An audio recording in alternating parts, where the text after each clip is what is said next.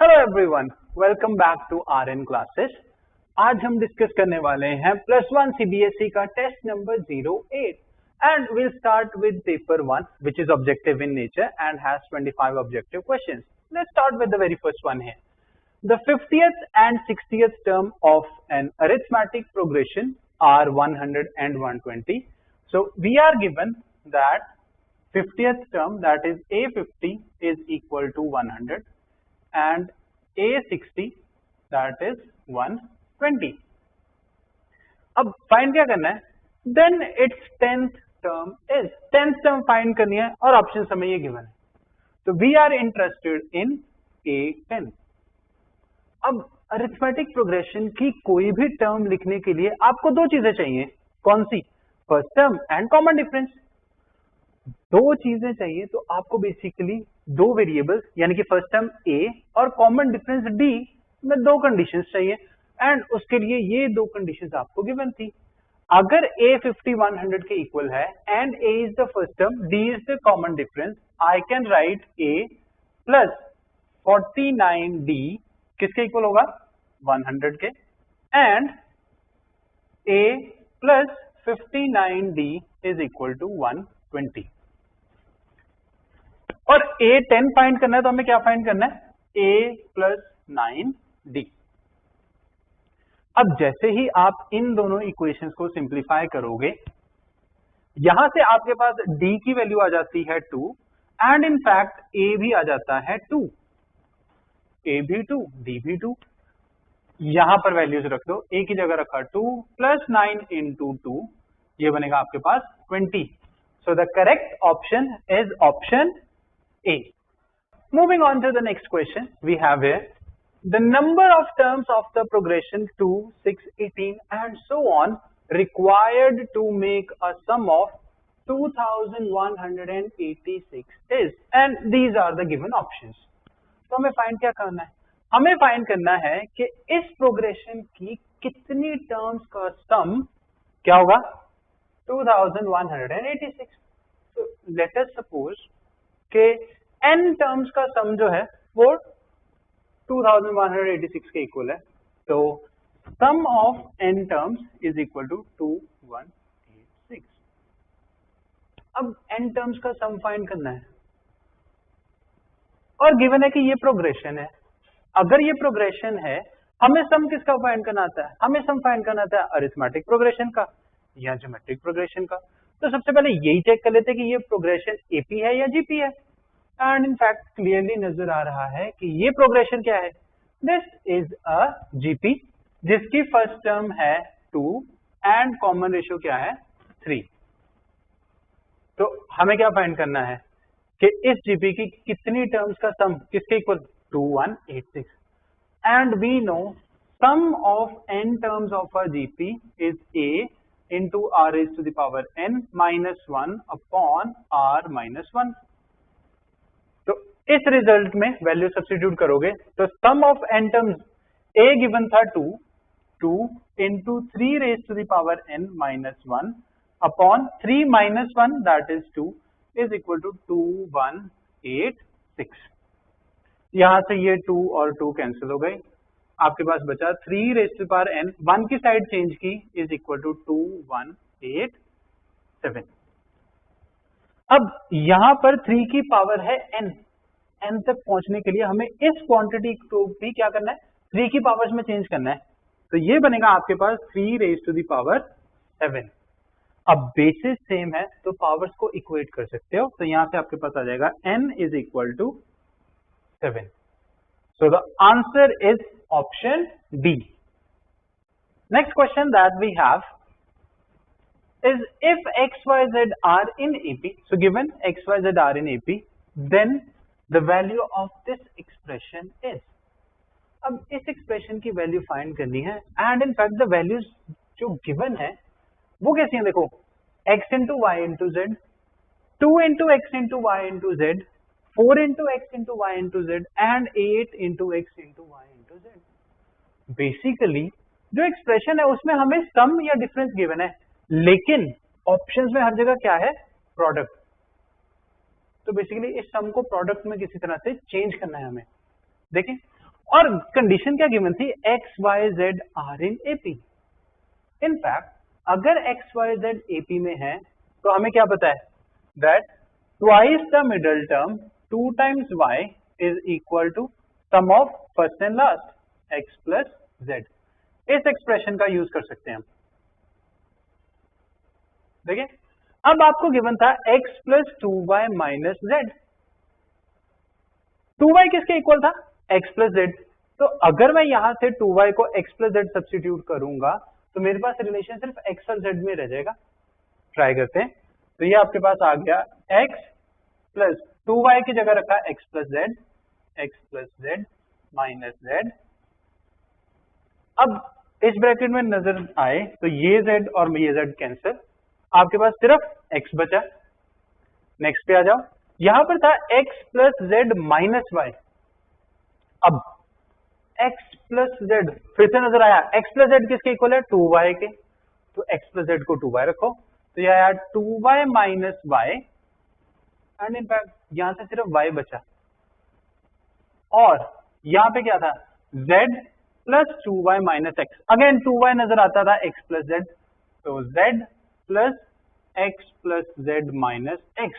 यहां से भी x और x कैंसिल हो गए, बचा क्या आपके पास 2x into 2y minus y into y into z plus z 2z। Multiply करोगे तो ये क्वांटिटी बन गई 4 times x into y into z. So the final answer is option C. Next question is, if number of elements in universal set is 45, number of elements in A is 19, number of elements in B is 17 and number of elements in A intersection B is 8, where U is the universal set, A and B are subsets of U, then number of elements in A union B complement. So number of elements in A union B complement find करने हमें, and we know number of elements in complement of a set किसके equal होते हैं, number of elements in universal set minus number of elements in that set, that is।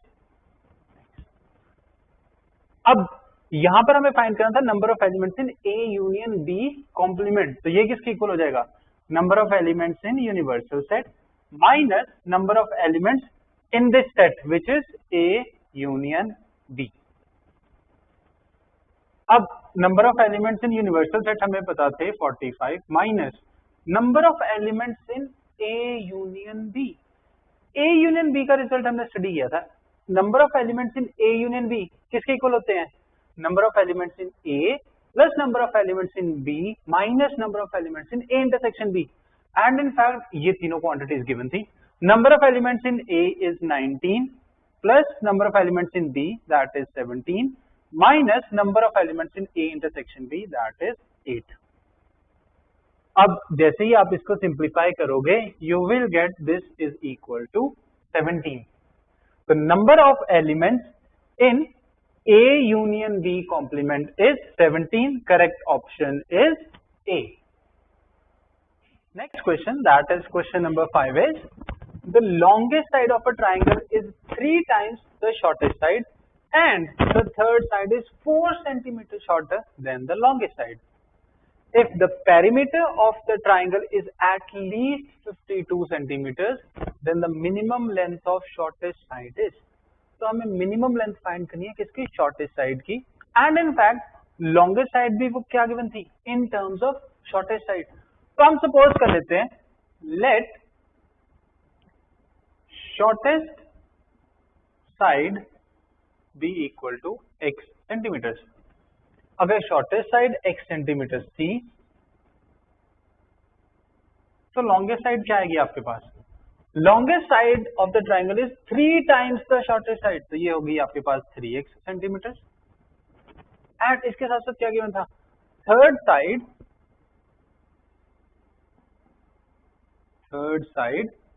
क्या है, 4 centimetre shorter than the longest. तो longest 3x, तो 3x से 4 shorter minus 4 centimetre. अब x तक पहुंचने के लिए कंडीशन क्या गिवन थी हमें, Perimeter of the triangle is at least 52 centimeters. तो perimeter of the triangle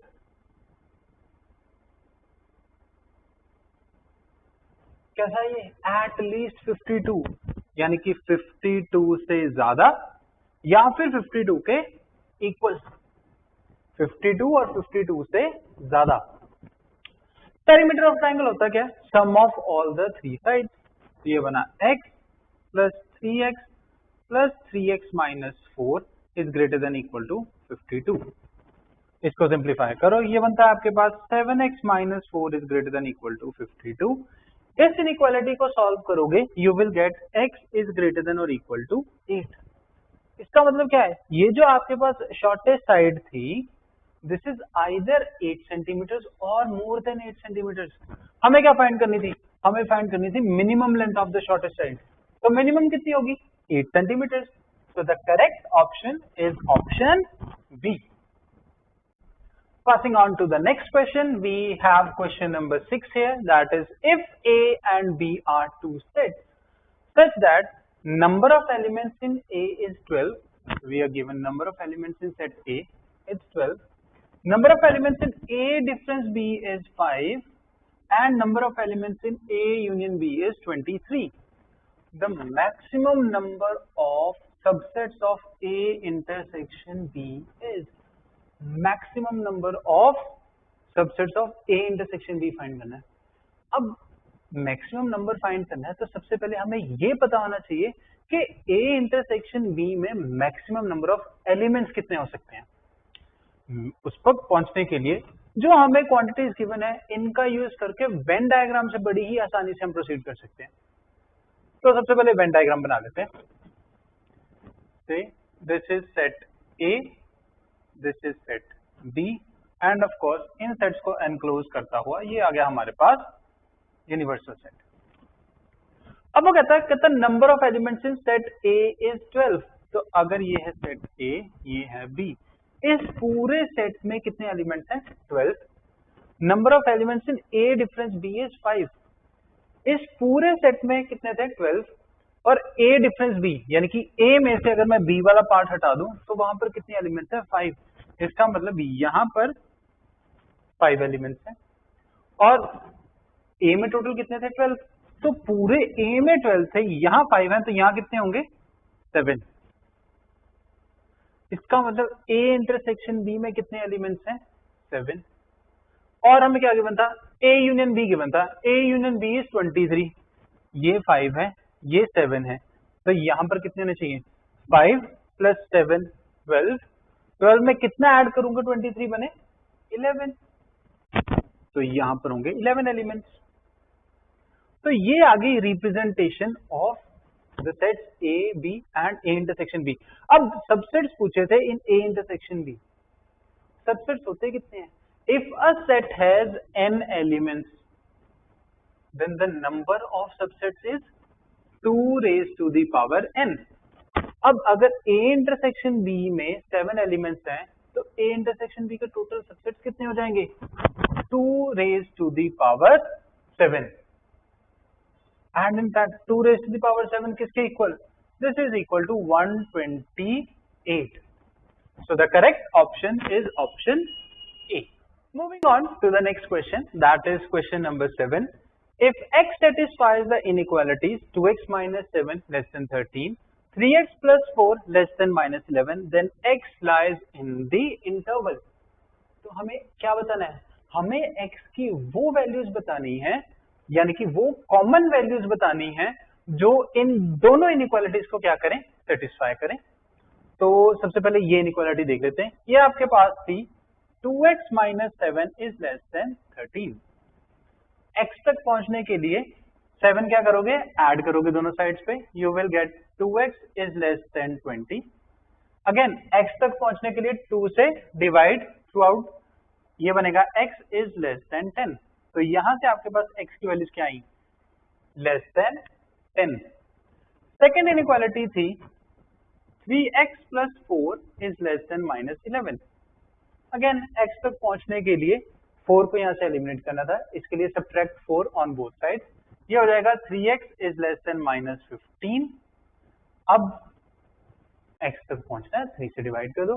dividing through out by 3 you will get x is less then -5।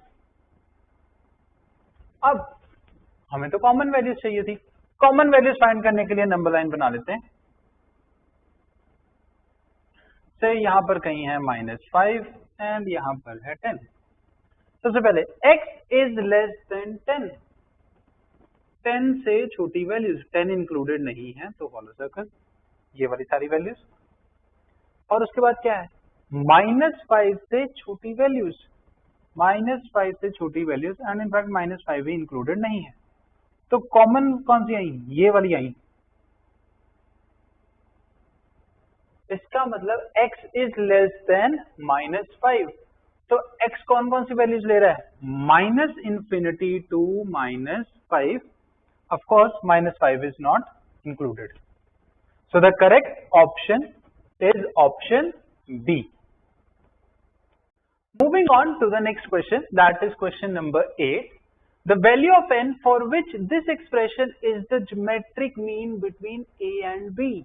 तो बेसिकली हमें n की वैल्यू फाइंड करनी है, जिसके लिए ये जो एक्सप्रेशन है that is a n plus b raise to the power n upon a raise to the power n minus 1 plus b raise to the power n minus 1 is the geometric mean between a and b।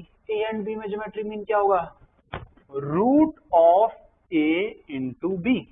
तो n की वो values find करनी है जिसके लिए ये expression इस quantity के इक्वल हो जाए। अब एक वे सॉल्व करने का क्या है कि आप पूरा सब्जेक्टिव वे में इसको सॉल्व करो और वहां से n की वैल्यू फाइंड करो, पर मैं ऐसा क्यों करूं, ये क्वेश्चन कैसा था, objective in nature and in fact जो ऑप्शंस गिवन है वो भी बहुत नाइस है। सबसे नाइस कौन सी है, 0 और 1। सबसे पहले इन्हीं पे चेक कर लेते हैं। n की जगह रखा 0, n को 0 रखोगे तो देख लेते हैं क्या left hand side right hand side की इक्वल बनती है। ये बना a raise to the power 0 plus b raise to the power 0 upon a raise to the power 0 minus 1 that is -1 plus b raise to the power -1। Anything raise to power 0 is 1, तो ये quantity बन गई 1 plus 1 upon a raise to power -1 plus b raise to power -1। ये बना 1 upon a plus 1 upon b। इसको simplify करोगे तो ये बन जाता है आपके पास twice of A B upon A plus B. ये क्वांटिटी तो नहीं बनी, तो इसका मतलब 0 तो आंसर नहीं है। इसके बाद नेक्स्ट नाइस ऑप्शन 1, n की जगह रखो 1, n की जगह 1 रखा तो ये बना आपके पास a plus b upon a raise to power 1 minus 1 0, anything raise to power 0 1 plus b की पावर 0 दैट इज ऑल्सो 1, तो ये बन गया a प्लस b बाय 2। अभी भी रूट ए भी नहीं बना, इसका मतलब this is also not the answer. बची ऑप्शंस 1/2 एंड -1/2। नेगेटिव से पहले पॉजिटिव 1/2 लगा लेते हैं, तो नेगेटिव की जगह सबसे पहले हम लोग पॉजिटिव 1/2 पे वर्किंग कर लेते हैं। तो ये बना a raise to the power n की जगह 1/2 प्लस b n की जगह 1/2 upon a raise to the power 1/2 minus 1, ये बनेगा a raise to the power -1/2 plus b raise to the power -1/2। अब इसको सिंप्लीफाई करके देख लेते हैं। ये बना आपके पास root a plus root b upon यहां से आपके पास बना 1 upon root a plus 1 upon root b। इसको फर्दर सिंप्लीफाई करो, जैसे ही आप यहां पर एलसीएम लोगे डिनोमिनेटर में, ये क्वांटिटी बनी root a plus root b upon root b plus root a upon root a into root b। अब सिंस ये डिवाइड हो रही थी तो ये रेसिप्रोकेट होके चली जाएगी न्यूमरेटर में root a into root b, and ये दोनों फैक्टर्स कैसे हैं, ये तो सेम है तो ये हो जाएंगे कैंसिल। ये आपके पास आया root a into root b, तो ये हो गया root of A B, and in fact यही क्वांटिटी तो हमें चाहिए थी। So the answer is option C. Next question that we have is question number 9. If x satisfies the inequality, 5 minus x into x minus 8 is greater than or equal to minus 4, then x lies in the interval and these are the options given to us.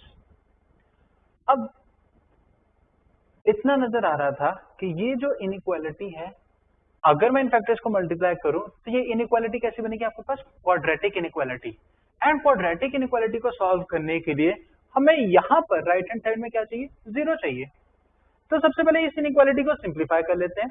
तो ये आपके पास जैसे ही आप brackets open करोगे ये बनेगा minus x square plus 13x minus 40 is greater than और इक्वल टू माइनस 4। अब हमें तो राइट हैंड साइड पे 0 बनाना था। 0 बनाने के लिए क्या करें? Add 4 on both sides. जैसे ही 4 ऐड करोगे ये बना minus x square plus 13x minus 36 is greater than और इक्वल टू 0। अब जब भी हम क्वाड्रेटिक इनइक्वालिटी सॉल्व करते हैं तो सबसे पहला स्टेप क्या होता है? एक्स स्क्वायर का कोफिशिएंट मस्ट बी पॉजिटिव। तो यहाँ पर एक्स स्क्वायर का कोफिशिएंट पॉजिटिव बनाने के लिए मल्टीप्लाई थ्रू आउट बाय -1। -1 के साथ मल्टीप्लाई किया ये बनेगा x square minus 13x plus 36 और 0 को मल्टीप्लाई करोगे -1 से ये बना 0। अब नेगेटिव नंबर के साथ मल्टीप्लाई किया था तो sign of inequality will change, तो ये बना लेस देन और इक्वल टू 0। अब नेक्स्ट स्टेप क्या है? इस क्वाड्रेटिक के फैक्टर्स बनाना। एंड फैक्टर्स क्लियरली नजर आ रहे हैं, x minus 9 and x minus 4 is less than equal to 0। अब आप केसेस बनाओगे, दो क्वांटिटीज का प्रोडक्ट लेस देन 0 कब होता है? When either of them is negative, कम से कम एक नेगेटिव होनी चाहिए। तो केसेस क्या बनेंगे आपके पास? हो सकता है ये पॉजिटिव हो और ये नेगेटिव हो, या फिर ये नेगेटिव हो या ये पॉजिटिव हो। ठीक है, तो केसेस बना लेते हैं जल्दी से। First case, when x minus 9 is greater than equal to 0 and x minus 4 is less than equal to 0।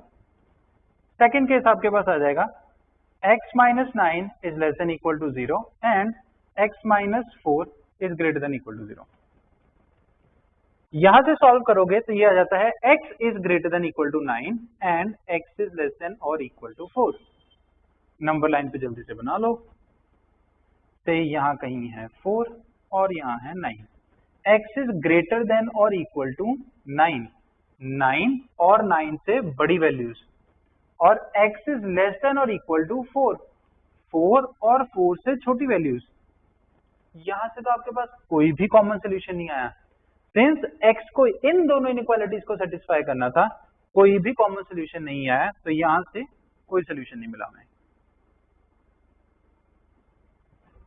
आगे चलते हैं, ये केसेस सॉल्व करते हैं। यहां से आपके पास आ गया x इज लेस देन और equal to 9 and x is greater than और इक्वल टू 4। हमें कौन से चाहिए? x। तो इन दोनों इनइक्वालिटीज को सेटिस्फाई करें, तो बनाओ नंबर लाइन। तो यहां कहीं है 4, यहां पर कहीं है 9। 9 और 9 से छोटी वैल्यूज, 9 और 9 से छोटी ये आ गई, 4 और 4 से बड़ी। कॉमन सॉल्यूशंस क्या है? ये रहे आपके पास सारे कॉमन सॉल्यूशंस, यानी कि फ्रॉम 4 टू 9। अब 4 यहां भी इंक्लूडेड, यहां भी इंक्लूडेड, तो इंटरसेक्शन में भी आएगा, तो 4 इंक्लूडेड। सिमिलरली 9 यहां भी इंक्लूडेड, यहां भी इंक्लूडेड, तो इंटरसेक्शन में आएगा। So the option is close interval 4 to 9, which is option D. Question number 10 is, let A is equal to set of all x such that x is a prime factor of 240. B is the set of all x such that x is the sum of any two prime factors of 240. Then we have to check these options. अब अगर आप options ध्यान से देखो तो options में involve क्या हो रहे थे? A intersection B, power set of A intersection B, power set of A intersection B और power set of A intersection B। तो बेसिकली क्वेश्चन में प्रोसीड करने के लिए हमें A इंटरसेक्शन B और power set of A intersection B, ये दो क्वांटिटीज हमें पता होनी चाहिए। तो सबसे पहले A इंटरसेक्शन B फाइंड करने के लिए हमें सेट A और सेट B पता होने चाहिए। तो सेट A को सबसे पहले रोस्टर फॉर्म में लिख लेते हैं। सेट A हमारे पास है क्या? Set of all x such that x is prime factor of 240। 240 के प्राइम फैक्टर्स करोगे, ये आएंगे 2, 3 एंड 5। इसके बाद हमें चाहिए था सेट बी। अब बी क्या है? कहते B is sum of any of two prime factors, किन्हीं भी दो प्राइम फैक्टर्स का सम। तो अगर मैं 2 और 3 उठाता, 2 प्लस 3 5, 2 और 5, 2 प्लस 5 7, 2 के साथ और कोई पॉसिबिलिटी नहीं है। इसके बाद 3 plus 5 that is 8, and in fact 3 के साथ भी और कोई पॉसिबिलिटी नहीं है। तो ये आ गया आपके पास सेट बी। अब फाइंड कर लेते हैं A intersection B. A intersection B क्या होगा? सेट ए और सेट बी के कॉमन एलिमेंट्स। कॉमन यहां पर भी 5, यहां पर भी 5, तो कॉमन एलिमेंट है 5। ये आ गया हमारे पास ए इंटरसेक्शन बी। और हमें क्या चाहिए था? Power set of A intersection B. किसी भी सेट का पावर सेट क्या होता है? Set containing all the subsets of that set. तो इस सेट में थे एलिमेंट, सिर्फ एक ही एलिमेंट है 5, तो power set of A intersection B क्या होगा? Set containing all the subsets. इसका सबसेट क्या होगा? Set containing 5 set itself, and एक और आएगा कौन सा? Empty set. तो ये दो होंगे। अब ऑप्शन चेक करते हैं। सबसे पहले 2 belongs to A intersection B, मतलब 2 is present as an element in A intersection B. A intersection B तो मेरे सिर्फ 5 है, ये ऑप्शन तो रिजेक्ट हो गई। Second, 5 belongs to power set of A intersection B. Power set of A intersection B में 5 एज एन एलिमेंट प्रेजेंट है। अब इस सेट में एलिमेंट्स कौन कौन से हैं? पहला एलिमेंट एम्प्टी सेट, दूसरा एलिमेंट सेट कंटेनिंग 5। ये दो एलिमेंट्स हैं इस सेट में। तो क्या 5 प्रेजेंट है? बिल्कुल नहीं है, तो ये ऑप्शन भी रिजेक्ट हो गई। Third option, set containing 5 belongs to power set of A intersection B, यानी कि set containing 5 is present as an element in this set, and in fact ये एलिमेंट था power set of A intersection B का। तो option C is the correct option. Next question is question number 11, that says the sum of first 20 terms of the series। ये series given है and ये सम की options given है। तो हमें find क्या करना है? हमें फाइंड करना है sum of first 20 terms of the series. तो let's say sum S is equal to 1 plus 3 plus 6 plus 10 plus so on up to 20 terms. 20 terms का सम फाइंड करना है।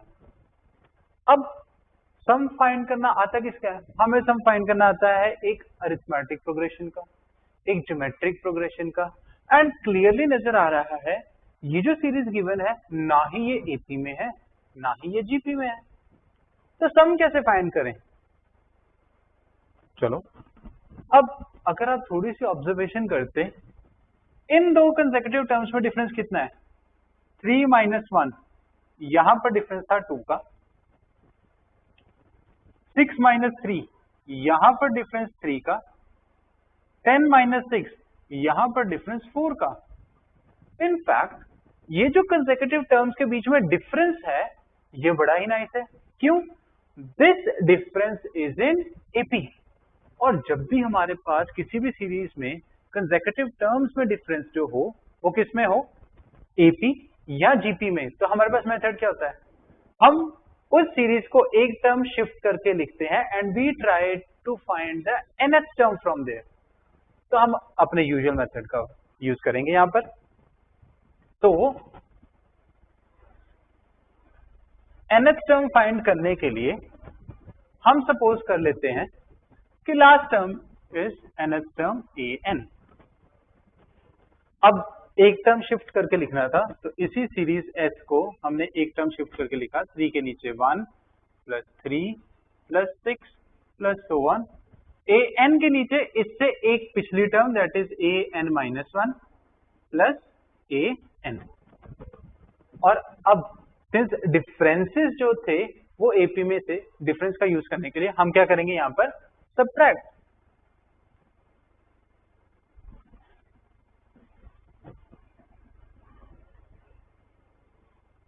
अब जैसे ही आप सबट्रैक्ट करोगे यहां पर आपके पास बना 0 is equal to 1 plus 3 minus 1 2, 6 minus 3 3, 10 minus 6 4 and so on an minus 1 minus an. हमें तो nth टर्म फाइंड करनी थी, तो इस an की साइड चेंज कर देते हैं, इसको ले आए हम यहाँ पर, तो ये आया an is equal to this. तो nth टर्म किसके इक्वल आ गई 1 plus 2 plus 3 plus 4 and so on till an minus 1। अब ये जो आपके पास सीरीज तैयार हुई ये और भी नाइस है, क्यों? ये है क्या 1 2 3 4, ये तो सम ऑफ नेचुरल नंबर्स है। अब हमें आता क्या, हमें आता है sum of first n natural numbers. तो हमें ये तो पता हो कि ये टोटल नंबर ऑफ टर्म्स कितनी है। अब जरा देखो, यहां तक थी आपके पास टोटल n टर्म्स और ये भी कितनी है n टर्म्स। अगर ये n है तो ये कितनी हुई n-1।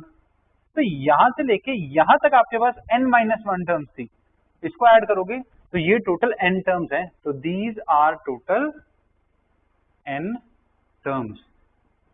तो ये है क्या sum of first n natural numbers. इसका मतलब nth टर्म किसके इक्वल आ गई, nth term is n into n plus 1 by 2, या फिर मैं इसको लिख सकता हूं n स्क्वायर प्लस n और यहां पर 1 बाय 2। nth टर्म तो मिल गई, हमें क्या फाइंड करना था, हमें फाइंड करना था सम कितनी टर्म्स का, फर्स्ट 20 टर्म्स का। अब nth टर्म आ गई, n की जगह रखोगे 1 तो आपके पास बनेगा a1 which is equal to 1 by 2 into 1 square plus 1। n की जगह रखा 2, a2 आएगा आपके पास 1 by 2 into 2 square plus 2। n की जगह रखोगे 3, ये बना a3 is equal to 1 by 2 into 3 square plus 2। Similarly रखते जाओगे सो ऑन, कहां तक a20, फर्स्ट 20 टर्म्स का सम चाहिए। This is equal to 1 by 2 into 20 square plus 20, यहां पर आएगा 3 स्क्वायर प्लस 3। अब हमें क्या फाइंड करना है, इन सारी टर्म्स का सम।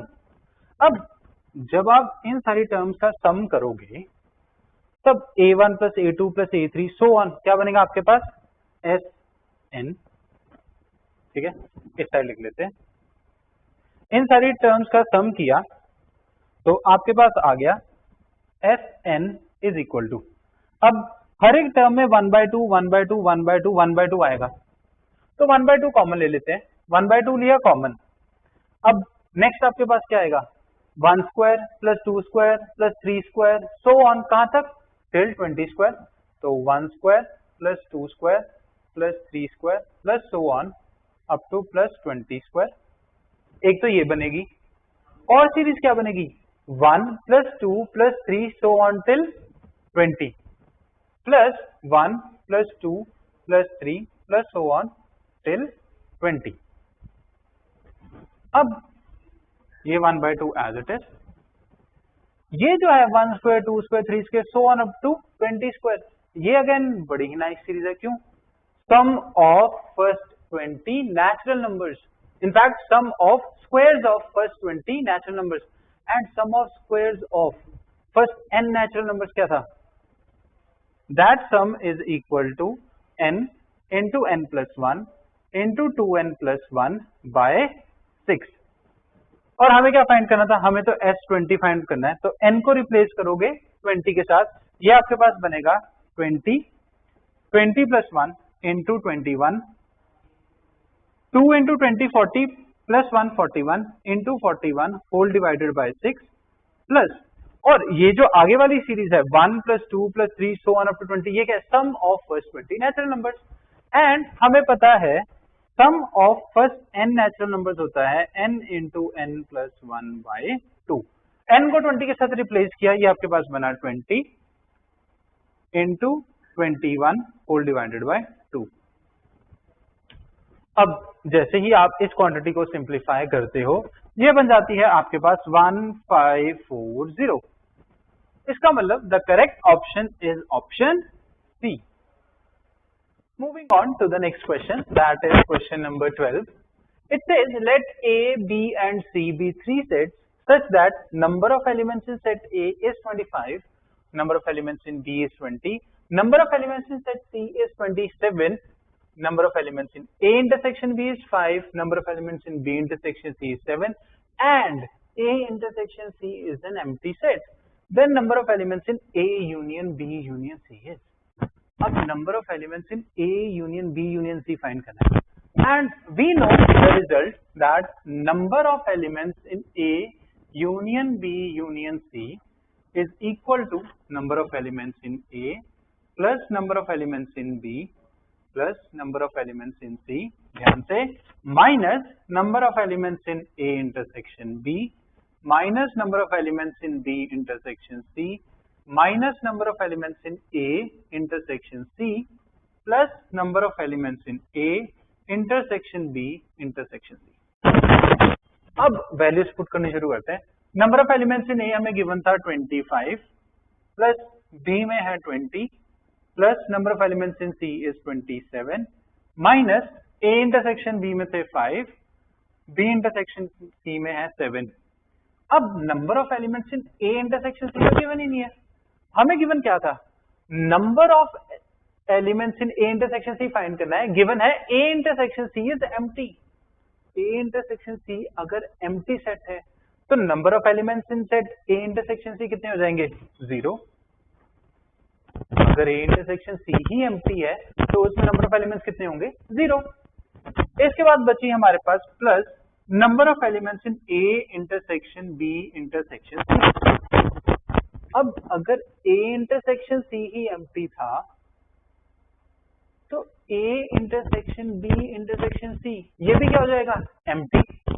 एंड इन फैक्ट अगर ये भी एम्प्टी है तो इस सेट में भी नंबर ऑफ एलिमेंट्स कितने हो जाएंगे? ये भी 0. तो अब आपको ये सॉल्व करना था.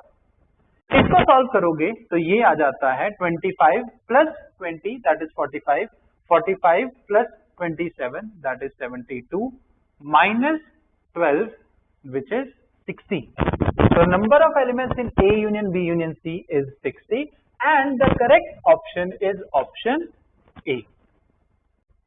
Moving on to the next question, that is question number 13. It says if x satisfies the inequality x minus 3 upon x plus 7 is greater than equal to 2 then x lies in the interval. तो अगर x इस inequality को satisfy करता है तो हमें ये find करना है कि x की क्या क्या values हो सकती हैं. ये सॉल्व करने के लिए हम सबसे पहले ये कंसीडर कर लेते हैं इनइक्वालिटी जो हमें गिवन थी, that is x minus 3 upon x plus 7 is greater than equal to 2. अब x तक पहुंचने के लिए माइंड में आता है कि यहाँ पर डिनोमिनेटर में x प्लस 7 है. x तक पहुंचने के लिए इसको एलिमिनेट करना है तो दोनों साइड्स को x प्लस 7 से मल्टीप्लाई कर दो. पर क्या ऐसा कर सकते हैं? सिंस हमें नहीं पता कि ये क्वांटिटी जो है वो पॉजिटिव होगी या नेगेटिव, तो हम x प्लस 7 से मल्टीप्लाई नहीं कर सकते, क्योंकि जैसे ही मैं x प्लस 7 से मल्टीप्लाई करूंगा मैं ये डिसाइड नहीं कर सकता. अगर ये क्वांटिटी पॉजिटिव हुई तो ये साइन जो है ये चेंज नहीं होगा, लेकिन अगर ये क्वांटिटी नेगेटिव हुई तो ये इनइक्वालिटी का साइन क्या हो जाएगा? चेंज. तो सिंस ये तो हम नहीं कर सकते, और क्या कर सकते थे? और हमें क्या पता है, जब भी हमारे पास रैशनल इनइक्वालिटी होती है तो we try to create a 0 on right hand side. 0 create करने के लिए दोनों साइड से क्या करोगे? 2 सब्ट्रैक्ट करोगे, ये बन जाता है x minus 3 upon x plus 7 minus 2 is greater than equal to 0. अब ये जो x प्लस 7 है इसके साथ दोनों साइड्स पे मल्टीप्लाई तो नहीं कर सकते, पर इस साइड पे सिंप्लीफाई करने के लिए एलसीएम तो ले सकते हो. एलसीएम लेके सिंप्लीफाई करोगे ये बन जाता है minus x minus 17 upon x plus 7 is greater than equal to 0. अब नेक्स्ट स्टेप याद करो क्या था? x तक पहुंचने के लिए x का कोएफिशिएंट कैसा होना चाहिए? पॉजिटिव. तो x का कोएफिशिएंट पॉजिटिव बनाने के लिए हम क्या करें? माइनस से मल्टीप्लाई कर दो दोनों साइड्स पे. माइनस से मल्टीप्लाई करोगे ये बन जाएगा x प्लस 17, यहां पर बनेगा 0, और सिंस नेगेटिव क्वांटिटी से मल्टीप्लाई किया तो sign of inequality will change. अब आपके पास आ गया ratio of two quantities is less than और इक्वल टू 0. दो क्वांटिटीज की रेशियो अगर लेस देन 0 है तो इसका मतलब क्या है, डेफिनेटली इनमें से एक क्वांटिटी पक्का नेगेटिव होगी। अब हो सकता है कि न्यूमरेटर पॉजिटिव हो, डिनोमिनेटर नेगेटिव हो, या फिर जो न्यूमरेटर है वो नेगेटिव हो और डिनोमिनेटर पॉजिटिव हो। तो आपके पास बेसिकली दो केस बन गए। तो सबसे पहले केस 1,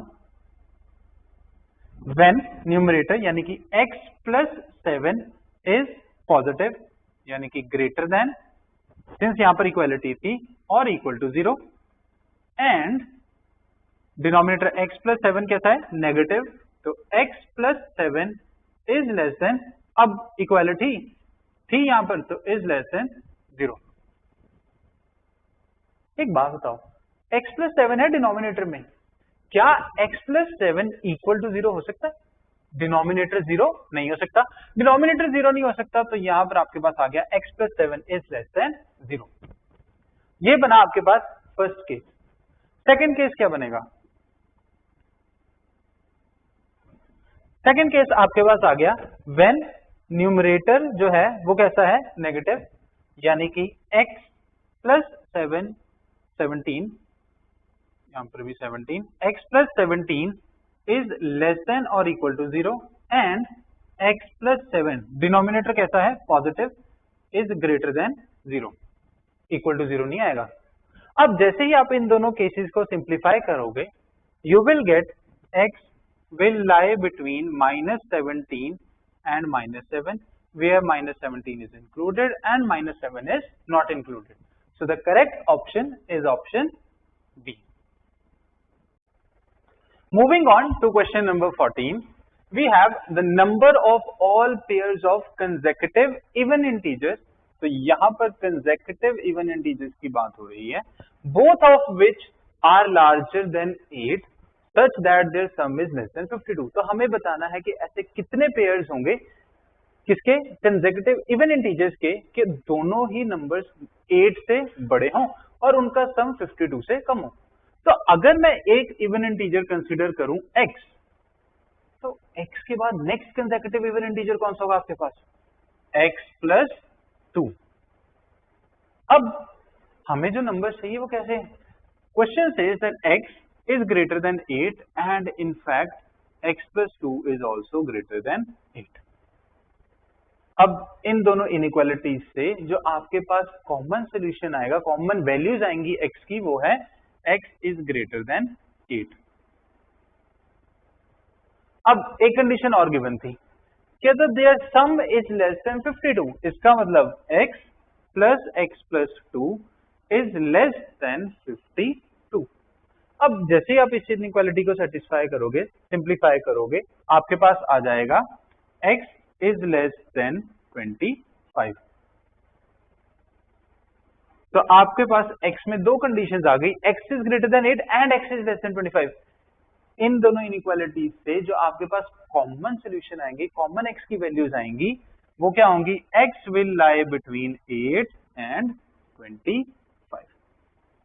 अब x था क्या, x है एक इवन इंटीजर, और अगर x 8 से 25 के बीच में लाई करता है तो 8 से 25 के बीच में आपके पास इवन इंटीजर्स कौन से आएंगे, x इज इक्वल टू 8 के बाद नेक्स्ट कौन सा होगा आपके पास, 10, 12, 14, 16, 18, 20, 22 एंड लास्टली 24। 24 से आगे जा सकते हो, 25 से कम वैल्यू है x की। तो ये आपके पास आ गई x की वैल्यूज। अब इनके कॉरेस्पॉन्डिंग जो आपके पास पेयर्स बनेंगे वो कौन से बनेंगे, 10, 12, 12, 14, 14, 16, 16, 18, 18, 20, 20, 22, 22, 24 and lastly 24, 26। अब ये जो आपके पास 8 पेयर्स बने, इनमें आप चेक कर सकते हो, दोनों जो आपके पास इंटीजर्स हैं, इवन इंटीजर्स हैं, दोनों कैसे हैं, 8 से बड़े हैं, एंड इन फैक्ट इनका सम भी क्या है, 52 से कम है। तो बेसिकली आपके पास कितने पेयर्स आए? 8 पेयर्स आए. So the correct option is answer C. Moving on to the next question, that is question number 15. If f is a function satisfying this equation, that is f of x plus y is equal to twice of f of x into f of y for all xy belonging to natural numbers. तो xy कैसे हैं? दोनों natural numbers, such that f of 1 is 2. So we are given f of 1 is 2 and summation of x varying from 1 to n f of x is equal to 682. Then the value of n is, तो basically हमें n की value find करनी है. n की value find करने के लिए एक रिलेशन हमें ये गिवन था और हमें क्या गिवन था? f of 1 is 2 एंड एक रिलेशन ये गिवन था. अब n तो सिर्फ इसी रिलेशन में इन्वॉल्व हो रहा है, तो सबसे पहले इसी को देख लेते हैं. ये है क्या? ये है summation x varying from 1 to n f of x is 682. n vary कर रहा है, x वेरी कर रहा है from 1 to n and summation का मतलब क्या है? Repeated addition. तो मतलब x की जगह रखा 1, आपके पास आएगा f of 1 प्लस x की जगह रखा 2 f of 2 प्लस x की जगह रखा 3 f of 3 plus so on. कहां तक? x वेरी कर रहा है n तक, plus so on till f of n is equal to 682. ये हमें गिवन है. इनफैक्ट एक और चीज गिवन थी, f of 1 is 2, तो ये आ गया 2 प्लस इनकी वैल्यूज तो हमें नहीं पता. अब हमने इस रिलेशन का यूज कर लिया, इस गिवन रिलेशन का भी यूज कर लिया, ये वाला रिलेशन बचा. अब ये रिलेशन बचा और हमें वैल्यूज क्या चाहिए? f of 2, f of 3 and so on. क्या इस रिलेशन की हेल्प से हम f of 2, f of 3 ये वैल्यूज फाइंड कर सकते हैं? रिलेशन था क्या हमारे पास? रिलेशन है f of x plus y is equal to twice of f of x into f of y. ये चीज है हमारे पास. और x और y कैसे हैं? इट इज x और y दोनों नेचुरल नंबर्स हैं. अब मैं फाइंड करना चाहता हूं f of 2, पर यहां पर तो सम ऑफ 2 नेचुरल नंबर्स है. क्या 2 को as sum of 2 natural numbers लिख सकते हैं? Of course. f of 2 को मैं क्या लिख सकता हूं? f of 2 is basically equal to f of 1 plus 1. तो ये किसके इक्वल हो जाएगा? According to this expression this will be twice of f of 1 into f of 1. और f of n की वैल्यू थी 2, f of 1 2, तो ये पूरी क्वांटिटी किसके इक्वल हो गई? 2 क्यूब. इसका मतलब f of 2 आ गया हमारे पास 2 cube plus similarly f of 3 की वैल्यू निकाल सकते हो. f of 3 को क्या लिख सकते हो? f of 3 can also be represented as sum of 2 natural numbers. इसको लिख लो f of 1 plus 2. f of 1 plus 2 लिखोगे तो ये क्वांटिटी किसके equal? Twice of f of 1 into f of 2. f of 1 था 2, f of 2 आया 2 क्यूब, 2 क्यूब इंटू 2 इंटू 2, तो ये क्वांटिटी बन गई आपके पास 2 raised to the power 5. तो ये बना 2 raised to the power 5 plus so on up to n terms. अब ये मैंने कैसे कह दिया n टर्म्स? x वेरी कर रहा था 1 से लेके n तक, तो 1 आया first term, second term, third term, so on. कहां तक जा रहा है? n तक. तो कितनी टर्म्स हैं? n terms. This is equal to 682. तो इस सीरीज का सम 682 के इक्वल है. एंड इन फैक्ट क्लियरली नजर आ रहा था ये सीरीज बहुत ही नाइस सीरीज है. क्यों? This is a geometric series जिसमें आपके पास फर्स्ट टर्म है 2 एंड कॉमन रेशियो है 2 स्क्वायर. फर्स्ट टर्म पता है, कॉमन रेशियो पता है एंड सम किसके इक्वल? 682. सम किसके इक्वल होता है? a that is 2 into r raised to the power n. r क्या है? 2 square raised to the power n minus 1 whole divided by r minus 1, that is 2 square. 4 square minus 2 square is 4, 4 minus 1 is 3 is equal to 682. अब जैसे ही आप इस expression को simplify करते हो ये आपके पास बन जाएगा 2 raised to the power 2n minus 1 is equal to 1023. यहां से आपके पास 2 raised to power 2n आ जाएगा 1024. अब यहां पर 2 की पावर में था n, तो यहां पर भी हम इसको क्या लिख सकते हो 2 की पावर में, तो ये बन जाएगा आपके पास 2 की पावर 10। अब जैसे ही यहां से सिंप्लीफाई करोगे आपके पास n की वैल्यू आ जाएगी 5। तो the correct option is option D. Next question that we have is question number 16. If the sets A and B have 5 and 8 elements respectively, then the minimum number of elements in A union B is. तो हमें given क्या है? Number of elements in set A is given equal to 5 and number of elements in set B are 8. पूछा है number of elements in A union B.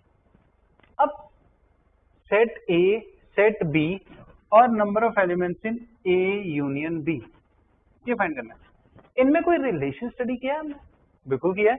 We know number of elements in A union B is equal to number of elements in A plus number of elements in B minus number of elements in A intersection B. अब A में हमें पता था कितने elements हैं 5, B में elements हैं 8 minus number of elements in A intersection B, तो ये आ गया 8 + 5 13 minus number of elements in A intersection B. अब पूछा क्या था, कहता what is the minimum number of elements in A union B. A union B में मिनिमम नंबर ऑफ एलिमेंट्स कब होंगे? 13 में से ये क्वांटिटी क्या हो रही है? सब्ट्रैक्ट हो रही है, number of elements in A intersection B. जब ये क्वांटिटी जो सब्ट्रैक्ट हो रही है मैक्सिमम हो जाए तो ये क्वांटिटी क्या हो जाएगी? मिनिमम। तो अब हमें ये फाइंड करना है कि maximum number of elements in A intersection B कितने हो सकते हैं। देखिए अब वैसे अगर मैं वेन डायग्राम से थोड़ा सा एनालाइज करूं, नॉर्मली जब हम दो सेट्स बनाते हैं हम कैसे बनाते हैं? ये है सेट ए, ये है set B, these are the two sets A and B, and ये रहा इनका इंटरसेक्शन वाला रीजन। अगर मैं इस सेट ए को धीरे धीरे धीरे धीरे धकेलता जाऊं सेट बी में, तो इनकी इंटरसेक्शन में मैक्सिमम एलिमेंट्स कब होंगे? जब set A completely set B के अंदर चला जाए। उस केस में आपके पास इंटरसेक्शन में क्या हो जाएंगे? मैक्सिमम नंबर ऑफ एलिमेंट्स, यानी कि when A will become a subset of set B, उस केस में इंटरसेक्शन में मैक्सिमम एलिमेंट्स आ जाएंगे। तो अब हमें गिवन था कि A में है 5 एलिमेंट्स, B में है 8 एलिमेंट्स। A में है 5 एलिमेंट्स और B में है टोटल 8 एलिमेंट्स। तो इनके इंटरसेक्शन में मैक्सिमम एलिमेंट्स कितने हो सकते हैं? 5। तो इसका मतलब हमारे पास A यूनियन B जो है वो मिनिमम कब होगा? जब A इंटरसेक्शन भी किसके इक्वल हो जाए? 5 के इक्वल। तो यानी कि अगर ये 5 के इक्वल हुआ तो 13 - 5 दैट इज 8। तो minimum number of elements in A union B कितने हो जाएंगे? 8। So the final answer is option C. Moving on to the next question, that is question number 17, and it says two finite sets have m and n elements respectively. तो दो finite sets हैं जिसमें क्या है? m and n elements. The total number of subsets of the first set is 192 more than the total number of subsets of the second set. तो first set में 192 subsets ज्यादा है किससे? सेकंड सेट से। The value of m and n respectively is, तो हमें m और n की वैल्यू फाइंड करनी है और हमें m और n में ऑप्शंस गिवन है। अब m एंड n है क्या? एक सेट में प्रेजेंट एलिमेंट्स। अगर एक सेट में m एलिमेंट्स हैं तो उसके टोटल नंबर ऑफ सबसेट्स कितने हो जाएंगे? 2m। और अगर एक सेट में n एलिमेंट्स हैं तो उसमें कितने सबसेट्स होंगे? 2n। और हमें गिवन क्या था? फर्स्ट सेट के जो नंबर ऑफ सबसेट्स हैं that are 192 more than the number of subsets in the second set. दूसरे सेट के सबसेट से 192 ज्यादा। अब एक वे तो ये है कि मैं यहां से इसको पूरा सॉल्व करूं और m और n की वैल्यू तक पहुंचूं, but this question is objective in nature और 4 ही तो ऑप्शंस हैं, ये तो डायरेक्टली इवैल्यूएट हो जाएंगे, छोटी छोटी सी वैल्यूज है। अब अगर मैं फर्स्ट केस सिलेक्ट करूं तो अगर m की वैल्यू होगी 8, तो यहाँ पर टोटल नंबर ऑफ सबसेट्स कितने हो जाएंगे 2 की पावर m, यानी कि 2 की पावर 8 आपके पास है, 2 की पावर n दैट इज 5, 2 की पावर 8 है 256 is equal to 192 plus 32। In fact जैसे ये सम करोगे ये 256 के इक्वल आता ही नहीं है, तो इसका मतलब 256 तो नहीं हो सकता, तो ये एक ऑप्शन तो नहीं है। सेकंड में था 2 की पावर 7 और दूसरी ऑप्शन है आपके पास n की वैल्यू 5 रखोगे तो 2 की पावर 5, 2 की पावर 7 इज 128, 2 की पावर 5 इज 32। अब उसने कहा था फर्स्ट सेट में 192 सबसेट्स ज्यादा है, पर ये तो टोटली 128 है, तो ये केस भी नहीं हो सकता। सिमिलरली सी भी नहीं हो सकता, बची कौन सी option D, so final answer is option D. And moving on to the very next case study of this paper, that is in a survey of 3600 consumers, so हमें given है there are 3600 consumers, it was found that 225 consumers prefer their meals from KFC only, 725 prefer to take a meal from McDonald's only, and here it is given that 550 prefer to take a meal from Subway only, 800 prefer to take the meal from KFC and McDonald's, 1050 यानी कि 1050 prefer to take the meals from McDonald's and Subway, and 575 prefer to take the meals from KFC and Subway. If 75 consumers do not eat from any of the three eateries, then सबसे पहला question, people who buy a meal from at least one of the three eateries is। अब ये case study बहुत ही easily हो सकती है with the help of set theory, and in fact since यहाँ पर 3 ईटरीज की बात हुई थी, KFC, मैकडोनल्ड्स एंड सबवे, तो हम यहाँ पर 3 सेट्स कंसिडर कर लेते हैं। इनफैक्ट एक वेन डायग्राम बना लेते हैं, उससे क्वेश्चन और भी तेजी से प्रोसीड होगा। वेन डायग्राम बनाने के लिए सबसे पहले आप सेट्स को डिफाइन करोगे, तो सेट्स बना लेते हैं। तो ये आया हमारे पास universal set, let K be the set of people who prefer their meal from KFC,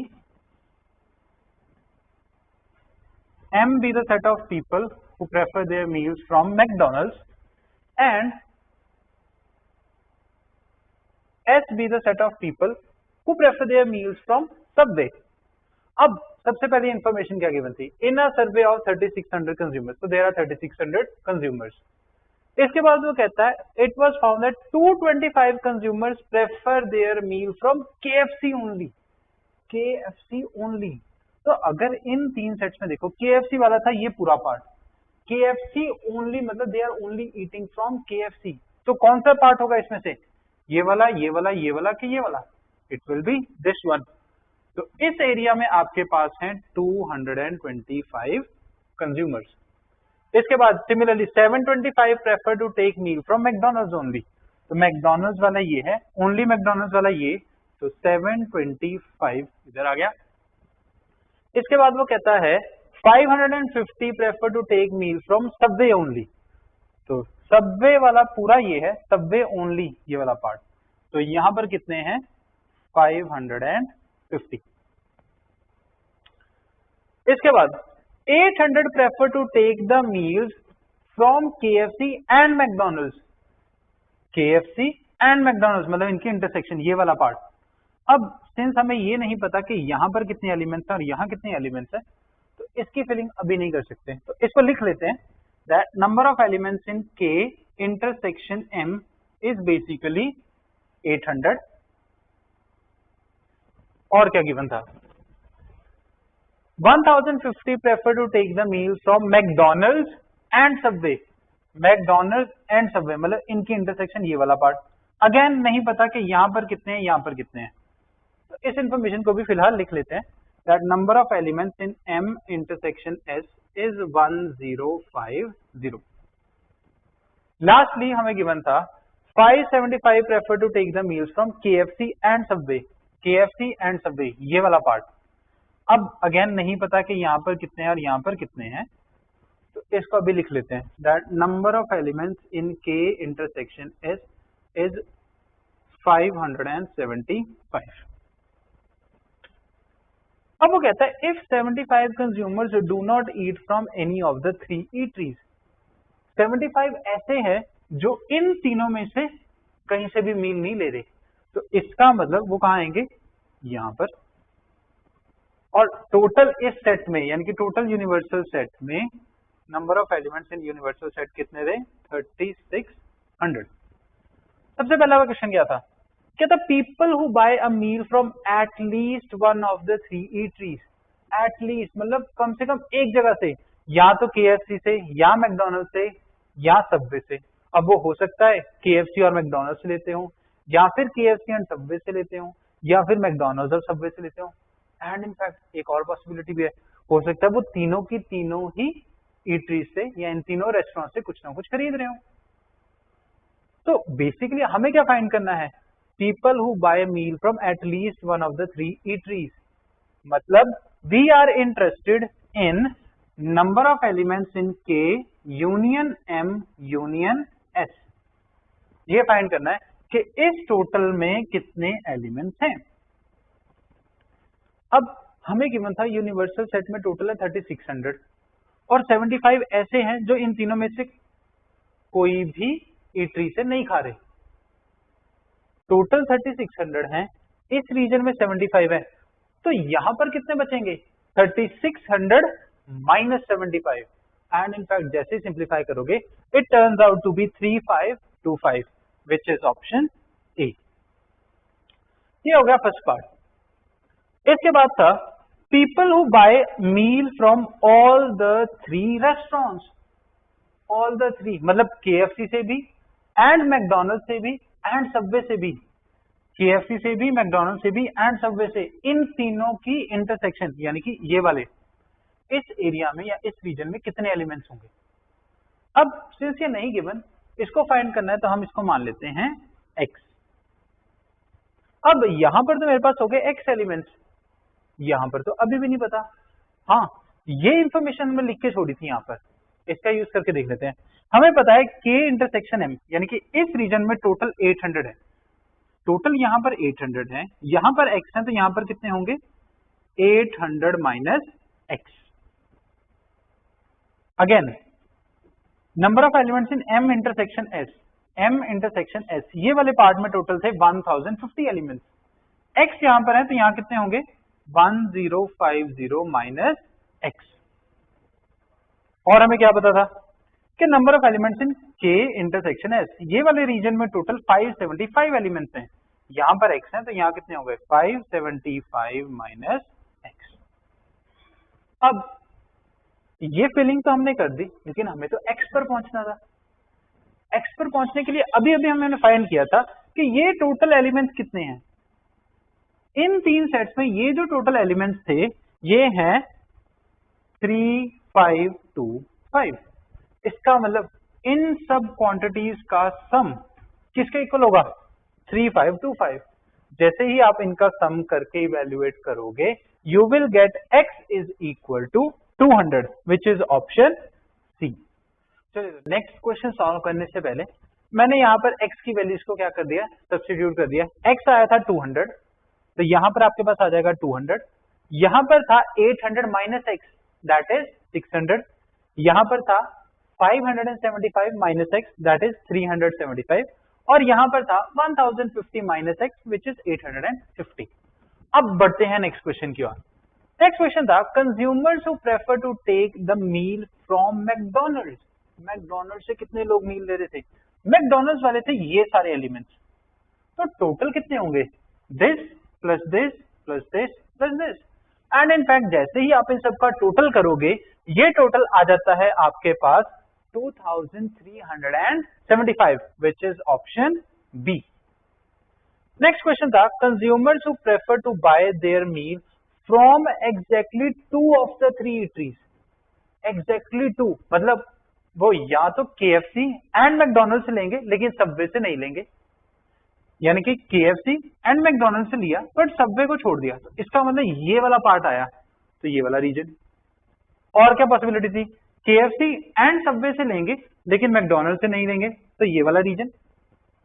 और क्या हो सकता था, मैकडोनल्ड्स एंड सबवे से लेंगे लेकिन KFC से नहीं लेंगे, तो ये वाला रीजन। तो एग्जैक्टली 2 वाले आपके पास 3 रीजन आए, ये वाला एंड ये वाला। अब उसने पूछा था कि टोटल कितने हैं, टोटल कितने होंगे, 600 plus 850 plus 375 and this sum turns out to be 1825 which is option D. चलिए, moving on to the second case study of paper 1, that इज Mehreen had rupees 10,000 in her bank. So she had rupees 10,000 in her bank. She planned and spent the money on food, clothing and entertainment. The money spent on clothing is rupees 500 less than twice the money spent on food, and the money spent on entertainment is 3 times the money spent on food. If the money spent on entertainment is at least rupees 1500 more than that spent on clothing, then answer the following questions. And in fact, सबसे पहला question क्या था, the maximum amount of money that can be spent on food is। तो हमें ये find करना है कि फूड पर कितनी मनी स्पेंड की। तो सपोज कर लेते हैं, late money spend on food be equal to rupees x। And in fact अगर आपने थोड़ा सा ऑब्जर्व किया हो तो जो money spent on clothing and money spent on entertainment, ये भी किसमें गिवन थी, in terms of money spent on food. In fact money spent on clothing ये किसके इक्वल थी, money spent on clothing is rupees 500 less than twice the money spent on food. इसका मतलब this is rupees 2x minus 500 and money spent on entertainment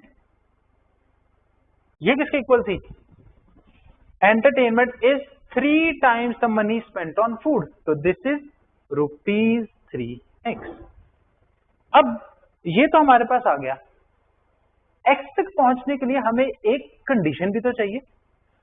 और क्या given था, कहता if the money spent on entertainment, money spent on entertainment यानी कि 3x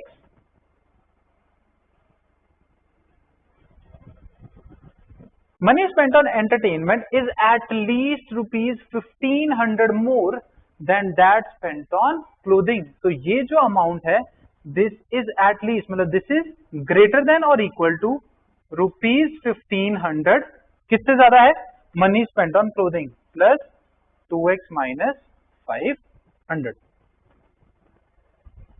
अब जैसे ही आप इस इनइक्वालिटी को सिंप्लीफाई करोगे, यहां से आपके पास आ जाता है x इज ग्रेटर देन और इक्वल टू 1000। तो यहां से आपके पास आ गया